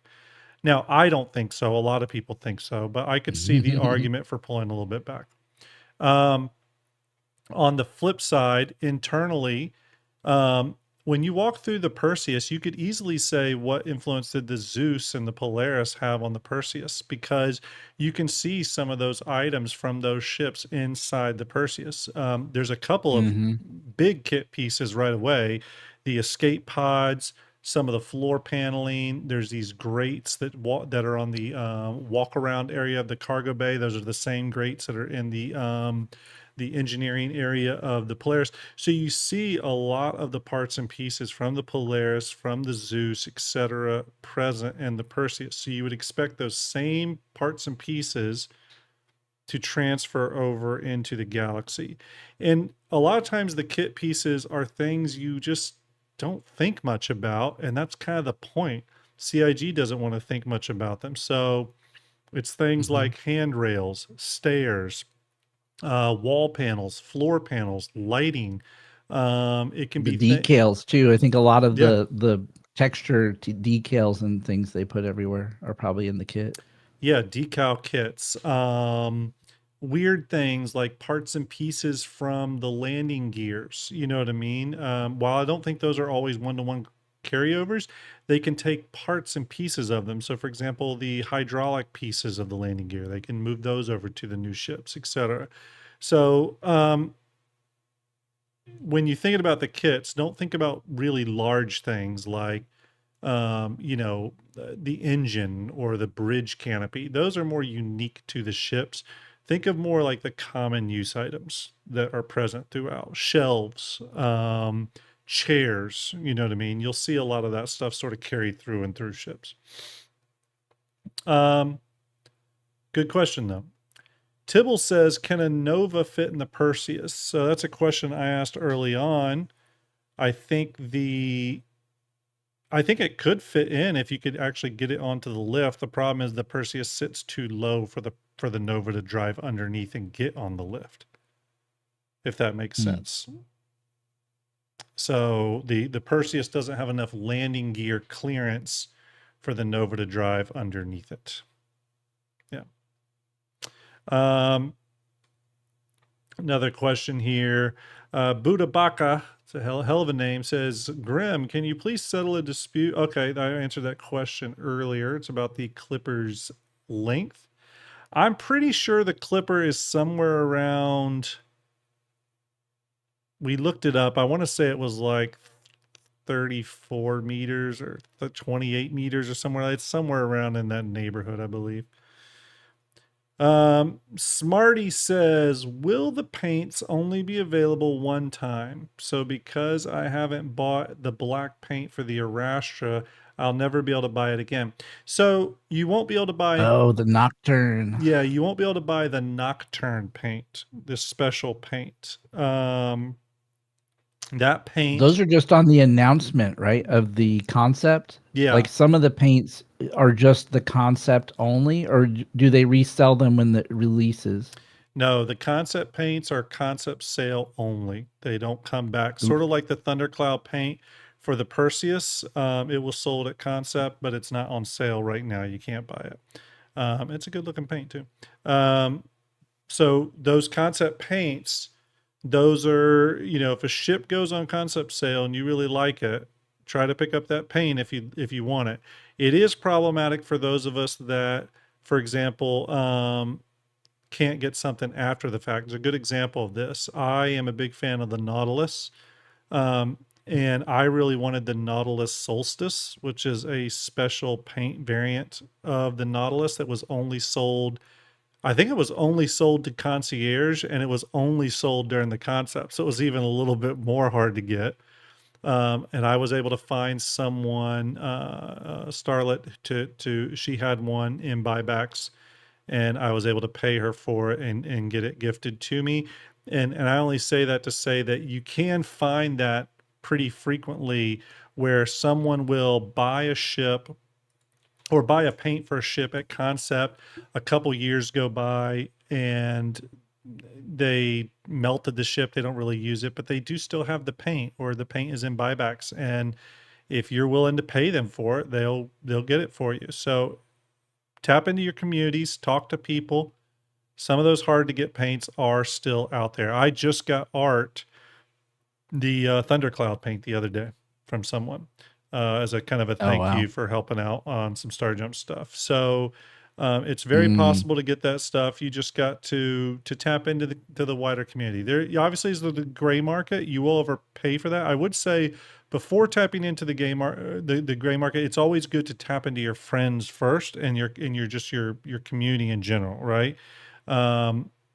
There's several people in the STARJUMP community, for example, that have tons of stuff in backlog, like in buybacks, like tons, right? Original concepts of ships, paints, all that kind of stuff. Another good example of that was the Drake Dragonfly, the yellow jacket, the yellow one. I really wanted that one, and I was able to get it from someone. You know what I mean? And I think I paid just the standard price for it, right? So that's the loot and scoop package. Yeah, that's the loot and scoop package. The Drake loot and scoop package. Yeah, I know that one. Yeah. Let's see here. But good question. Mythosaurus says, question, do you see us getting ships for 1 to 2 players that have higher level capabilities than the typical solo ships we have now, to offer solo players more ship progression? For example, current solo ship Prospector has a capability of 1, multi-crew ship Mole has a capability of 2, new solo ship priced similar to multi-crew has a capability of 1.5. So see what you're saying there. You're trying to essentially say, hey, can solo players have additional options? We are starting to see that though. Even with the salvage stuff, we're getting the salvation, but then you could technically move to a fortune, which is a little bit more substantial, and then move to a vulture that's a little bit more substantial, and then to whatever the next ship is, and then onto the reclaimer. So, ending at vulture, because that's probably the last of the solo ones. But you can see there's 3 ships there in that line that do that, right? For mining, I think we got the Golem and the Prospector, so there's a little bit of a line there. But I think you also have to think about the future where we can have tiers of ships, right? So, and hopefully that will apply to things. Well, actually, they said it would. That's going to apply to things like, you know, the salvage heads and the mining heads. You're going to actually be able to craft higher level ones that allow you to mine and salvage faster. and get bigger yields. So yeah, you're going to be able to maximize that. It's just not going to be always through a new ship. It's going to be through crafted parts and pieces. You know what I mean? And the components are supposed to give you a little bit of that progression as well. So, because remember, let's say you have a prospector and you outfit it with a really good, quantum drive, and you're able to travel faster, right? That will allow you to mine more because you're spending less time traveling and more time mining. So while it's the same ship, the increase in speed can actually increase your mining yields. You know what I mean? Your harvested yields. So it's all like, minor things, but they sort of add up to progression. Let's see here. Gin and Tonic says, isn't the Clipper the crafting profession starter? It's a tinker's van. Oh, that's interesting. I didn't think of it that way. Yeah, I didn't think of it that way either. I mean, I guess technically you could call it that. It's got the small crafting station in it. You know what I mean?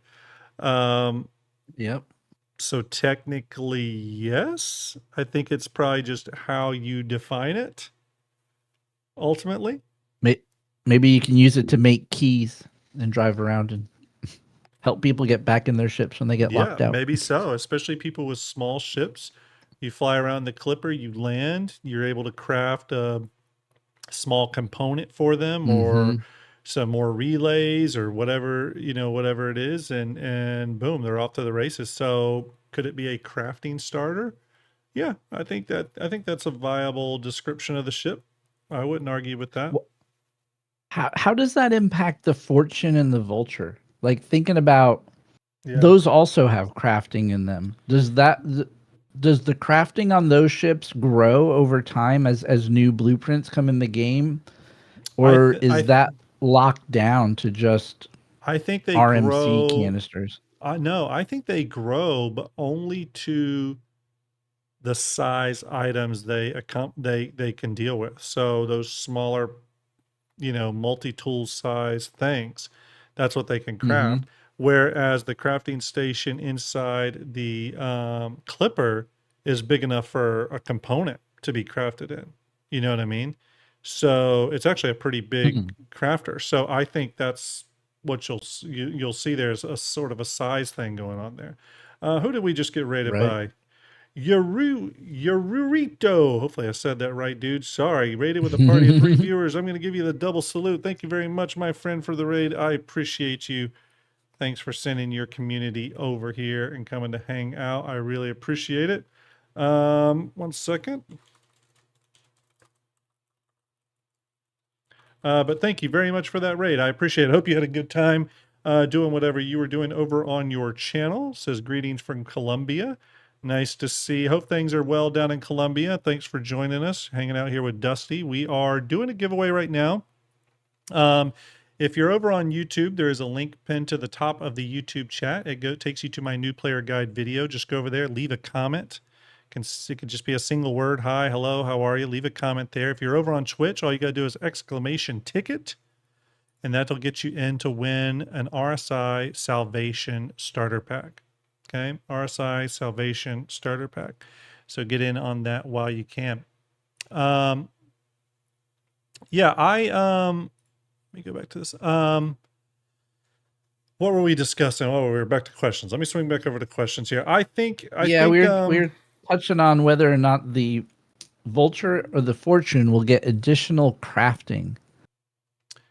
Like I said, I think it's going to be stuck at the size item. I think it will get additional crafting recipes it can craft as long as you have and or can load the materials in there. So if it's a crafting station that only has access to the RMC or construction material stuff that those ships have, then maybe it's crafting a limited number of items. Right. So you don't see it like crafting FPS weapons that could fit there, or scopes, or like some of the items that they were talking about in the initial crafting, like with those open up into the Vulture?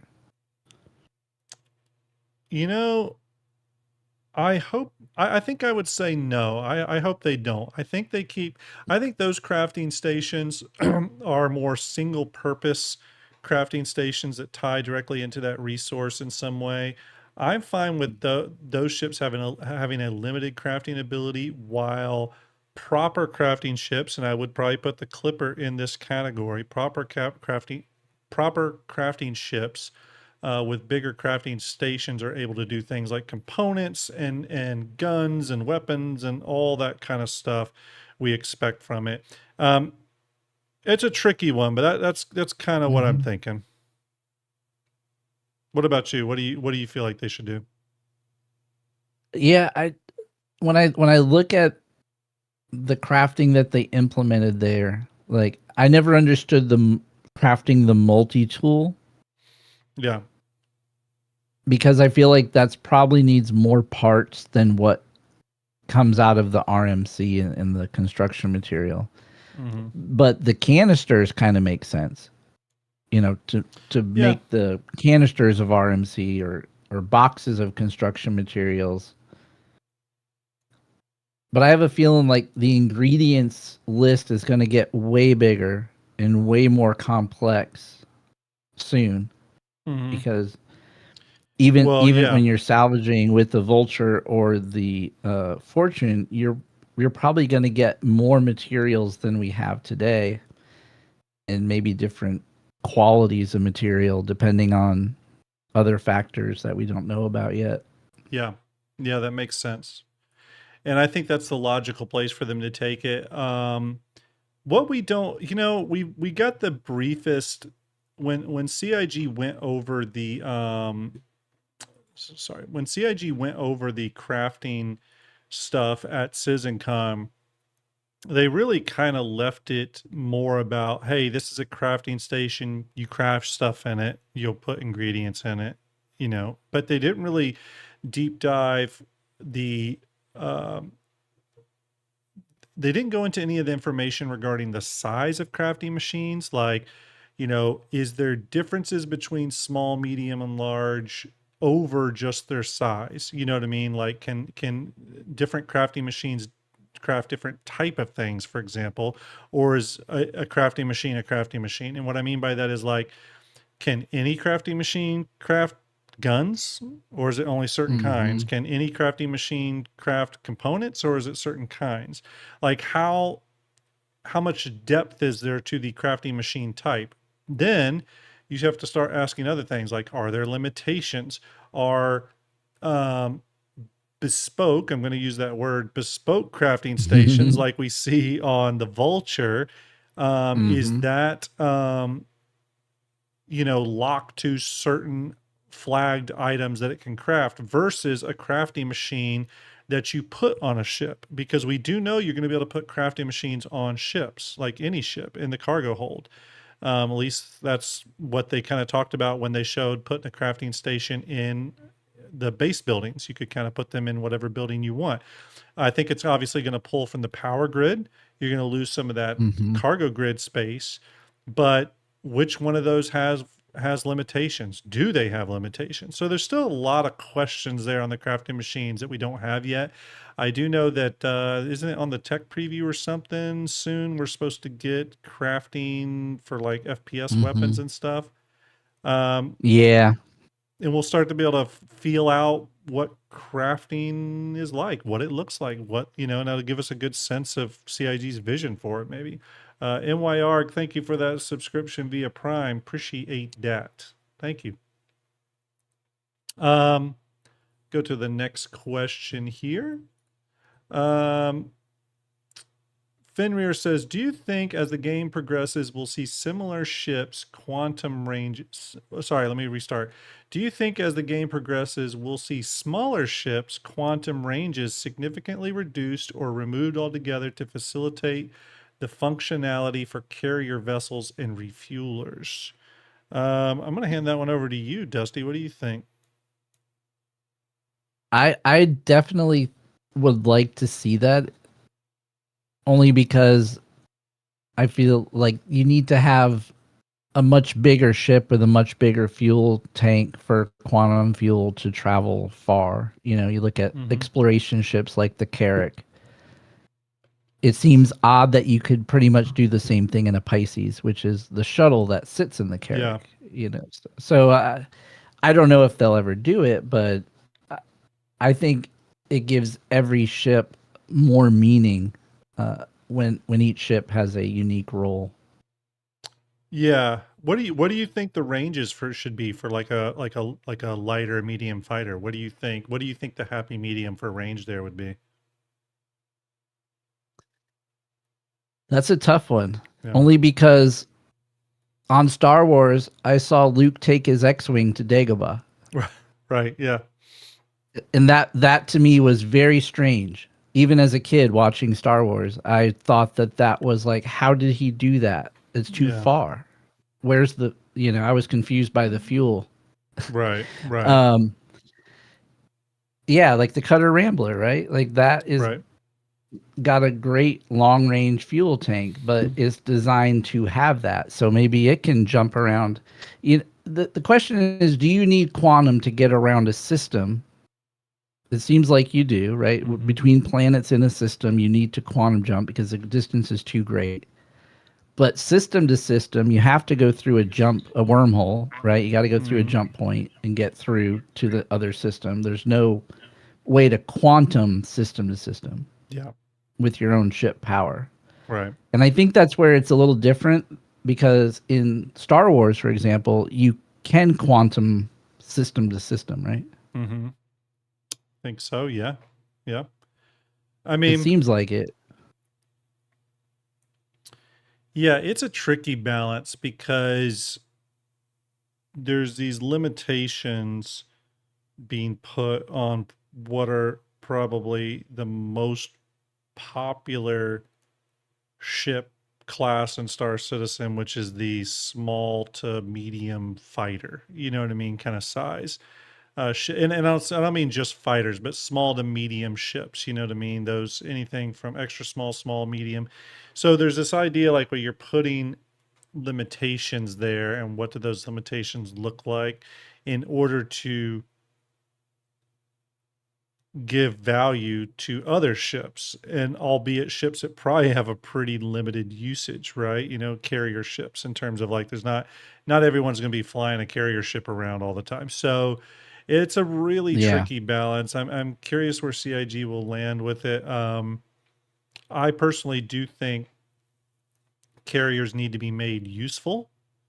I absolutely think that. I'm not 100% sure what I think the balance is. I guess what I would say is fighters should probably be able to make like a small ship, like a cutter or like a Hornet. I would expect to be sort of, if you took a star system and you divided it up into 4 quadrants, right? You took and sliced it up like a pizza into 4 big pieces. I would think a fighter could sort of like play in 2 of those quadrants, but anything out of that, it's got to refuel. It's got to stop to gas up. Okay. Yeah, I think the fuel tanks is where how you manage it. Yeah. Yeah.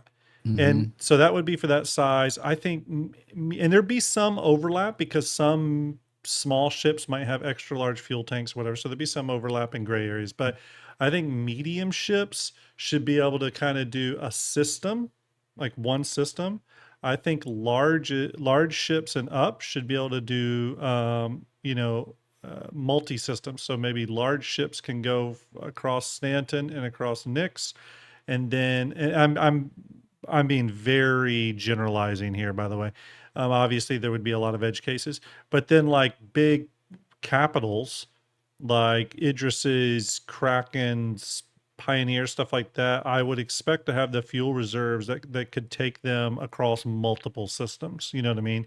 They could get across Stanton, go from Stanton into Nix, go fly all the way across Nix to get to Magnus, and then you're in Magnus and fly all the way down to. I would expect the big monster capitals, you wouldn't have to worry about fuel. You made that massive investment on gas, you should be able to get where you're going. So that's, it's a tricky one though. That is really a tricky one. Right. should small ships like a Pisces or a cutter be able to go through the wormhole? That's a good question.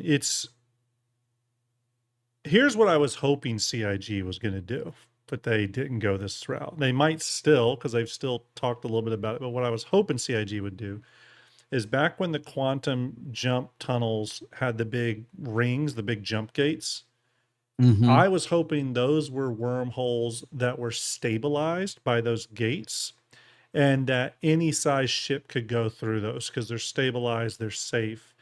But then I was hoping there were wormholes that did not have those gates, more like what we have now, where there's this kind of singularity there. And those would require bigger ships to traverse because those ships would have to have a jump drive that could properly tune and open that singularity, that wormhole opening. And it required a big ship to have enough power to open a wormhole. So that's sort of what I was hoping and thinking they were going to do. Real quick, Harlequin 74. Oh my gosh, Harlequin 74 just gave out 10 community subs. Harlequin, do I have it? I'm going to give you the double salute icon. There it is, playing down in the screen. You're getting the Grim 07 double salute. Really appreciate that support. Thank you very much. Big shout out to you. Thank you. Thank you. Thank you. There's got to be limitations. It's just going to be a balance. It's going to be controversial, but we do have to have a reason for here's the thing. It comes down to scale, like economies of scale, right? So if you were in a small ship and you just want to do some mining, once you get to your mining location, your gameplay loop really shouldn't require you to travel long distances at that point, right? You should be able to mine your stuff, take it to the nearest station, mine your stuff, whatever. Now you may need help getting to that location from your home location, but that just means you need to tap into people, right? It is an MMO at the end of the day. And at some point you need to tap into that. It doesn't mean you cannot do solo gameplay. Absolutely doesn't mean that. It just means that the scale, let's say if you're a solo miner, all that solo mining means is it's not that you're doing mining that is less than, you're just playing the mining gameplay loop at a certain scale. But I truly don't think that playing at the biggest scale is the point of Star Citizen, because not everyone, like I may like salvaging at capital scale. I might like to take my reclaimer out with some friends and salvage, but when it comes to mining, I just might like solo mining. You know what I mean? Not every scale is going to appeal to every player, but here's the thing. If you're a solo player and the only thing you care about is solo ships, then you are going to be able to mine or salvage or whatever at the solo scale and still be able to get all the ships you want, by selling your stuff, making money, buying ships, buying gear, buying equipment, stuff like that. You're going to be able to buy everything on the solo scale tier. You know what I mean? Now, if you're a solo player and you want to build a space station, well, that's a whole other tier. You have to invest that effort into friends and into collaborative gameplay. You know what I mean? So, but I don't look at one as being like the end game over another. Personally, I don't. And I would equate that to World of Warcraft. Like, I like to go on a raid in World of Warcraft, and I know everyone considers that the end game of World of Warcraft. But for me, 90% of my World of Warcraft playing is just solo questing. You know what I mean? So, and there's nothing wrong with, to me, that is 90% of the game I've enjoyed for 20 years. So for me, the point of playing World of Warcraft is not raiding, right? It's just playing the game, playing the loops at the scale I want to play them at. And I think that's the same thing with Star Citizen, at least for me. Yeah, for me, sometimes I wish getting from system to system was harder. Thinking about as a starting player with a solo ship in Stanton, like having dreams of visiting Nyx or having dreams of visiting Pyro, but it's a long ways off from where you start, right? Like you got to earn your way there, or have friends that have carriers or other orgs that have bigger ships that can take you. But Yeah. should your little tiny solo golem be able to jump all the way from Stanton to Nyx? Yeah. But I just don't know.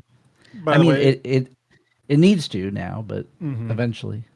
By the way, everyone, I just want to call it out real quick. We are 14 on Twitch. We are only 14 followers away from a massive follower goal that I did not think we were going to hit for a long time, 7,000. 14 people away. So if we get 14 follows here in the next little bit, we will hit a major goal, and that would be amazing. Thank you very much. We got 434 watching over on Twitch. We got 124 watching on YouTube. We got about 20 more minutes of the show, maybe 25, 30 minutes of the show. We're going to go through the remaining questions. We got a giveaway to do for the RSI Salvation. And who knows, if we can get to that big goal, 7,000, maybe I can pull out another giveaway to do. Maybe we can pull out another giveaway to do for one of those patch bundles. All right, let's go to the next question here. I think that is a great topic for a future episode, though. Yeah, we should do that.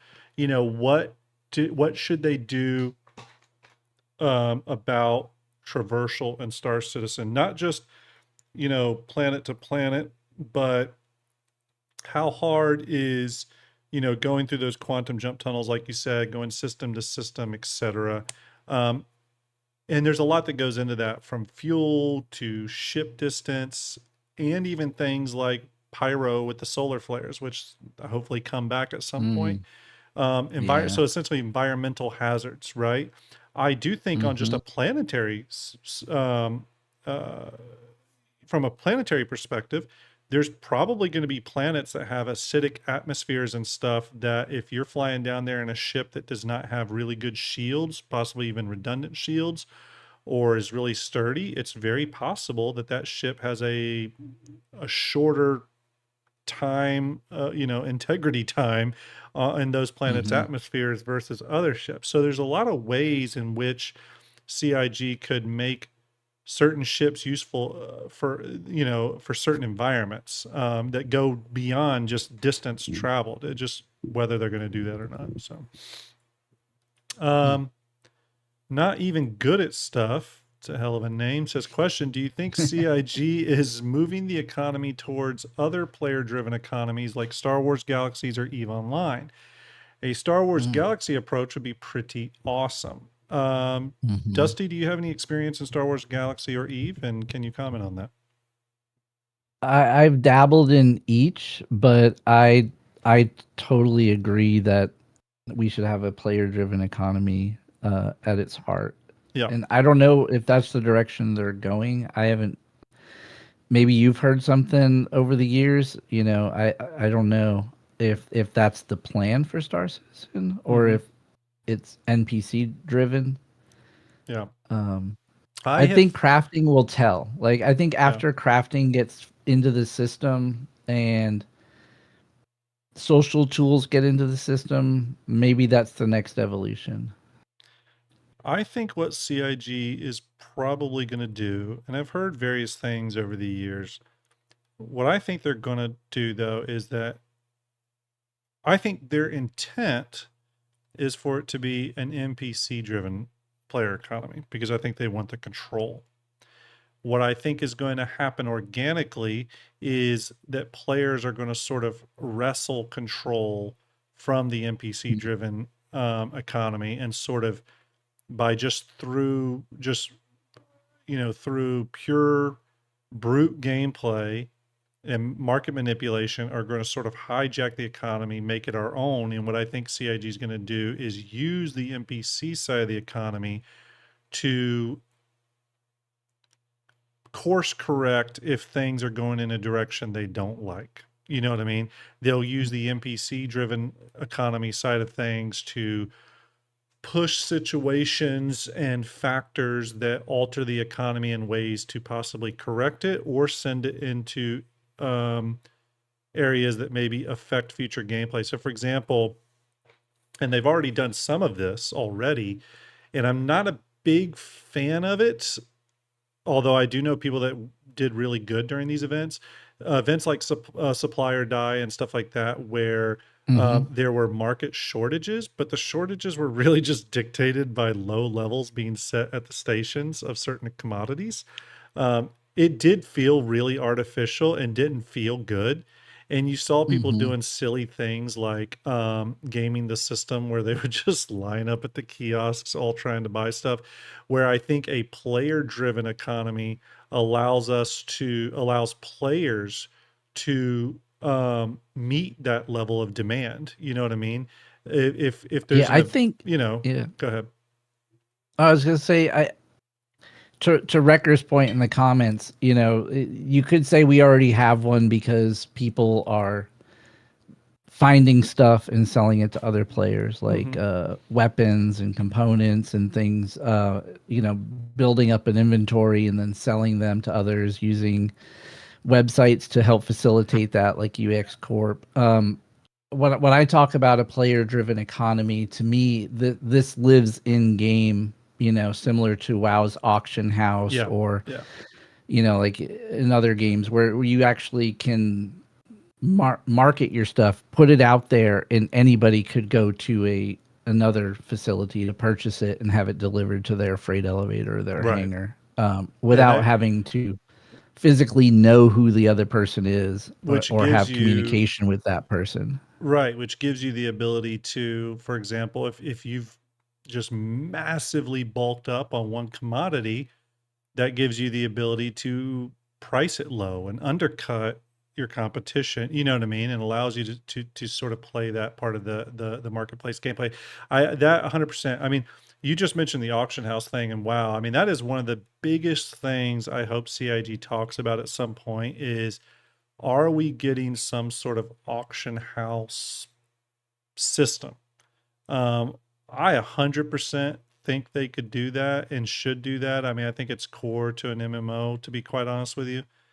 You have the locations, the TDDs in all the cities are that, right? Yeah. Yeah. They're could still be limited black market to, versions of those too. Absolutely. Yeah, 100%. And they could technically, I mean, this would be going a whole other level. They could, I would love if there was sort of a stock market system and in the game too, where certain commodities are traded and stuff like that, so that you could sort of bet on the market. You know what I mean? And again, I could even see situations where big giant orgs that specialize in certain types of commodities and stuff are actually able to game the market and stuff. Again, I love that kind of market manipulation stuff, and I think it would be really cool if they brought that in. Again, it's not part of the player-driven economy, but it's tangentially part of it. You know what I mean? So.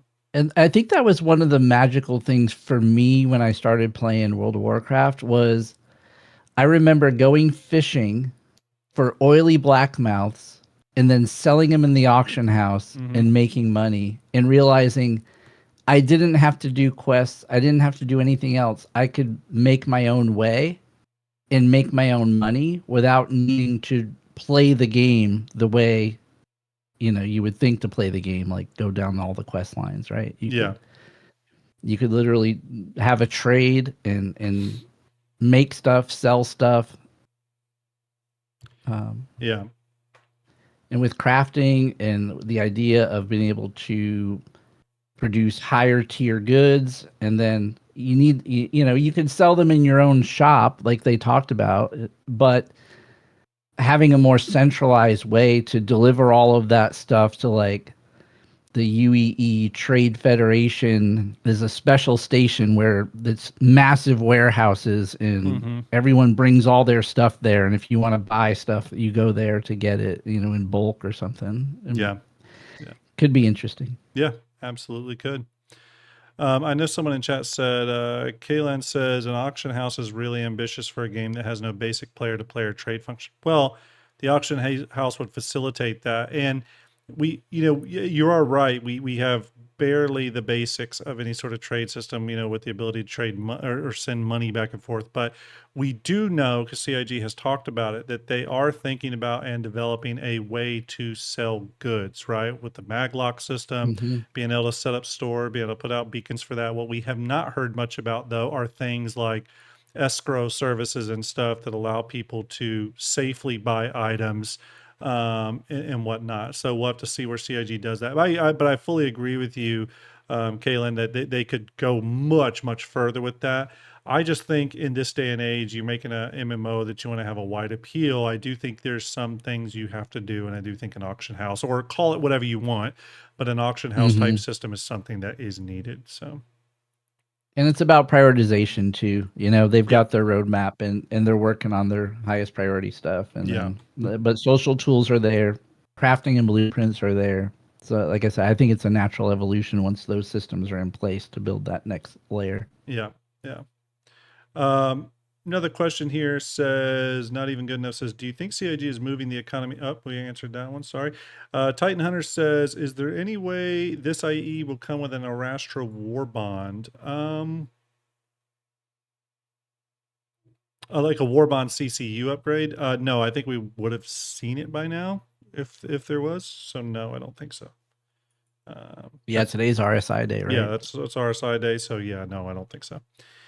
Jay the Dreamer says, have you already discussed the event schedule? I have some experience in marketing and event planning, and Aegis seems like a big red flag to me. Yeah, I mean, we have talked about that before, not on this show, but or not on tonight's stream, but we've talked about it in other streams and stuff. And you can see the schedule here. Aegis being the final manufacturer of the show normally would be a giant red flag. It'd be normally a situation where I'd say, oh, something new from Aegis is coming, or Javelin's coming, or something like that. It is still possible something crazy could happen. Okay, never say never. But the other thing I think you got to remember and consider is that Aegis is the biggest manufacturer, meaning they have the largest amount of ships for sale. So it may just be that CIG wanted to end the show with the manufacturer that had the largest number of ships on offer. And it has 2 ships that are hull limited. So you can get some hull limited waves that day too. It could be as simple as that. It could be something that they surprise us with, like maybe they drop the Javelin. I don't think that's what's going to happen, by the way. Or maybe they talk more about the Hammerhead rework that is happening, where they've done some work to the Hammerhead. Who knows? It's a little bit of a weird thing to have it on the last day, but could just be because it's the biggest manufacturer. Dusty, any thoughts on that? Yeah, I mean, we got to see what kind of comms they put out, right? Because typically, like for example, they got me with the 600i rework, right? They put this big show out, walking through the 600i rework and all the stuff that was going to come and how amazing it was going to be, and then it was on sale. And so, of course, right? What did I do? I went and picked up a 600 because it's going to get a rework, and then. So we just have to see what kind of comms they put out, because like someone mentioned in the chat, the Hammerhead rework or the Hammerhead Gold Pass, right? Maybe they're gonna show that off. Maybe it's not happening yet, but it's in. We know they're working on it. We know they're working. Yeah. So it all depends on how they market over the next week or so. See if they talk about anything. Yeah, I it's interesting. It seems like something cool could happen that day, but I'm not getting my hopes up. I'm taking it as it comes. So, Psychomaniac, thank you so much for the raid. Raided with a party of 2 viewers. Thank you very much, Psychomaniac. Appreciate it. Giving you the old double. Where's my double salute icon? There it is. Popping it up there. 07. Thank you very much. Giving you the double salute. Appreciate you bringing your community over, hanging out with us a bit. Hopefully you had a great stream. We got about 10 minutes left. But we do have a giveaway going on, everyone. We have the IAE Salvation Starter Pack giveaway going on. If you're over on Twitch, all you got to do is hit exclamation ticket to get in on that. Exclamation ticket gets you in on that giveaway. If you're on YouTube, link pinned to the top of chat. Just click on that link. leave a comment there. It can be hi, hello. It's my new player guide video. Just leave a comment there. Really, really appreciate it. Before we do the last few questions, I did want to shout out a couple of other things. If you like what I do here at STARJUMP and you want to support STARJUMP, STARJUMP Fleet Viewer development and stuff like that, feel free to donate at the Patreon, or you can use my new coffee link that just popped right in chat. Feel free to check that out if you want to do a support in that way. If you want to get in on the Perseus giveaway that is happening right now, we'll give that ship away on December 2nd. If you want to get in on that, all you got to do is go to that Gleam link or scan that QR code. Multiple ways to enter, all free. You can get in on that Perseus giveaway. Okay, thank you very, very much. Got a few more questions here. Let me switch back over and grab those. Thank you for that raid, though. Jay the Dreamer says, question, have you already discussed the event scope? We just got that one. I need to pay attention. Arter Beach says, as a brand new player that just purchased a Salvation and interested in salvaging, what don't I know enough to ask about? That's a good question. I'm going to let you take that one, Dusty. What does he not know enough to ask about? Where to sell the stuff you got? Like as you good. That's a great here's answer, the thing. Yeah.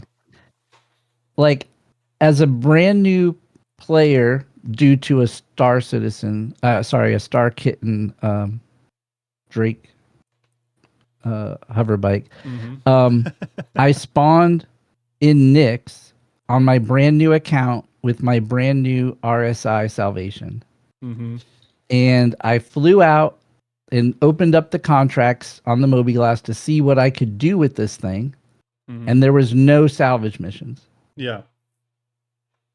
So as a new player in the new starting zone, in the new salvage ship, I had no direction on what to do.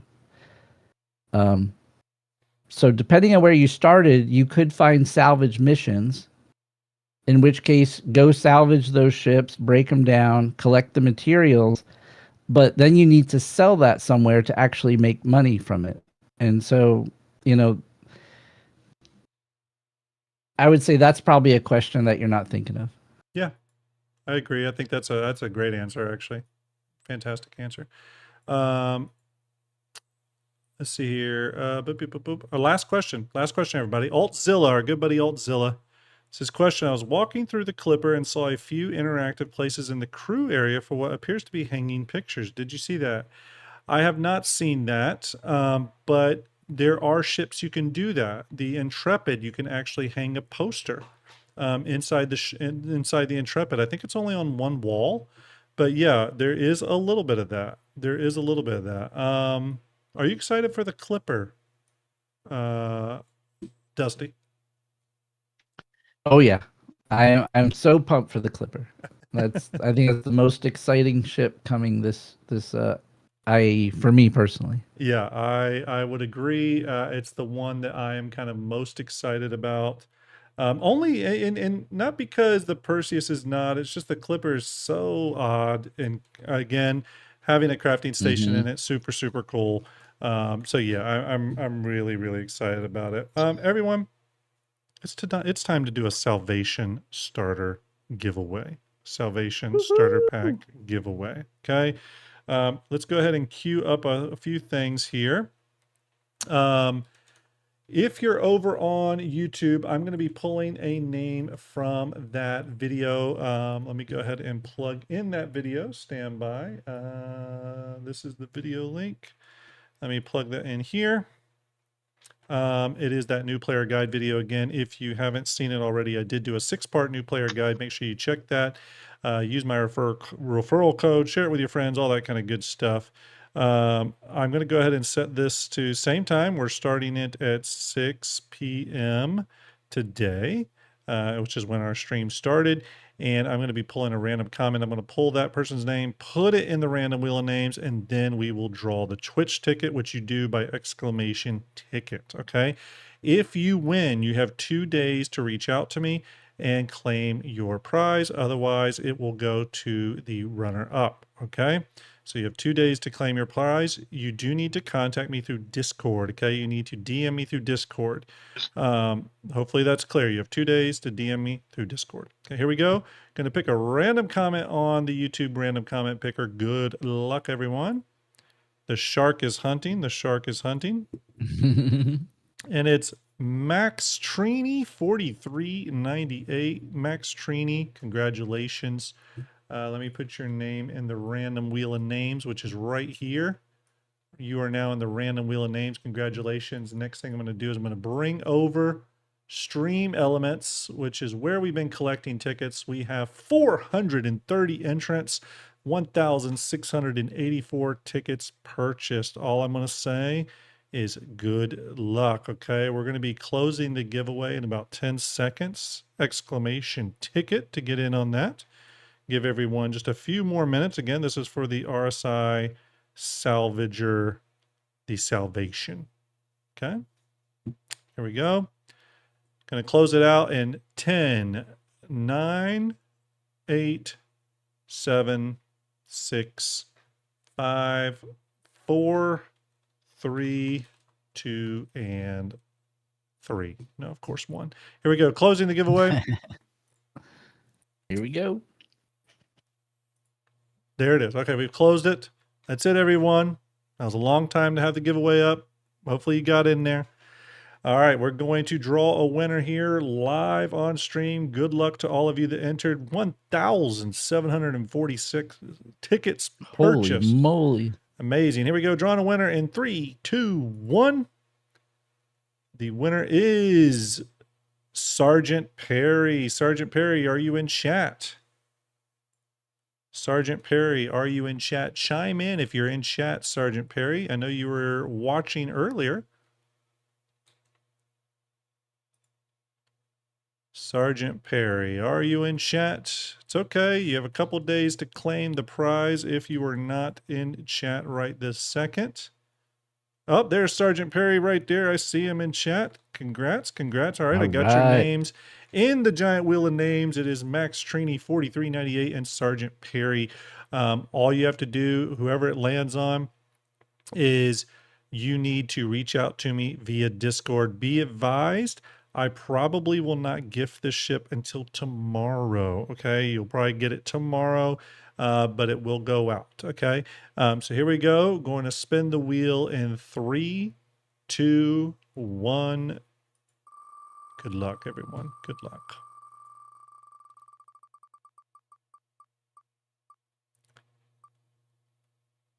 It's Max Trini 4398. Congratulations, Max Trini 4398. You have 2 days to claim the prize. If you do not, it will go to Sergeant Perry. Okay, so you have 2 days to claim the prize. Otherwise, it goes to Sergeant Perry. It's been an absolutely amazing night. I want to make sure that I do one more thing here that's very important. Let me swing over. Bear with me, everybody, real quick. Dusty, anything you want to say about your channel? Go ahead and tell everyone again what you do, what type of content you make. I'm posting your channel right down here in chat. I want everyone to go to that channel and hit follow and subscribe, please.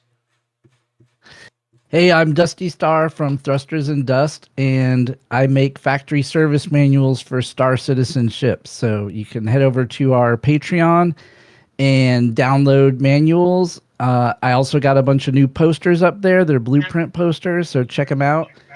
And the videos are ship upgrade guides, review / adventure stories. So check them out.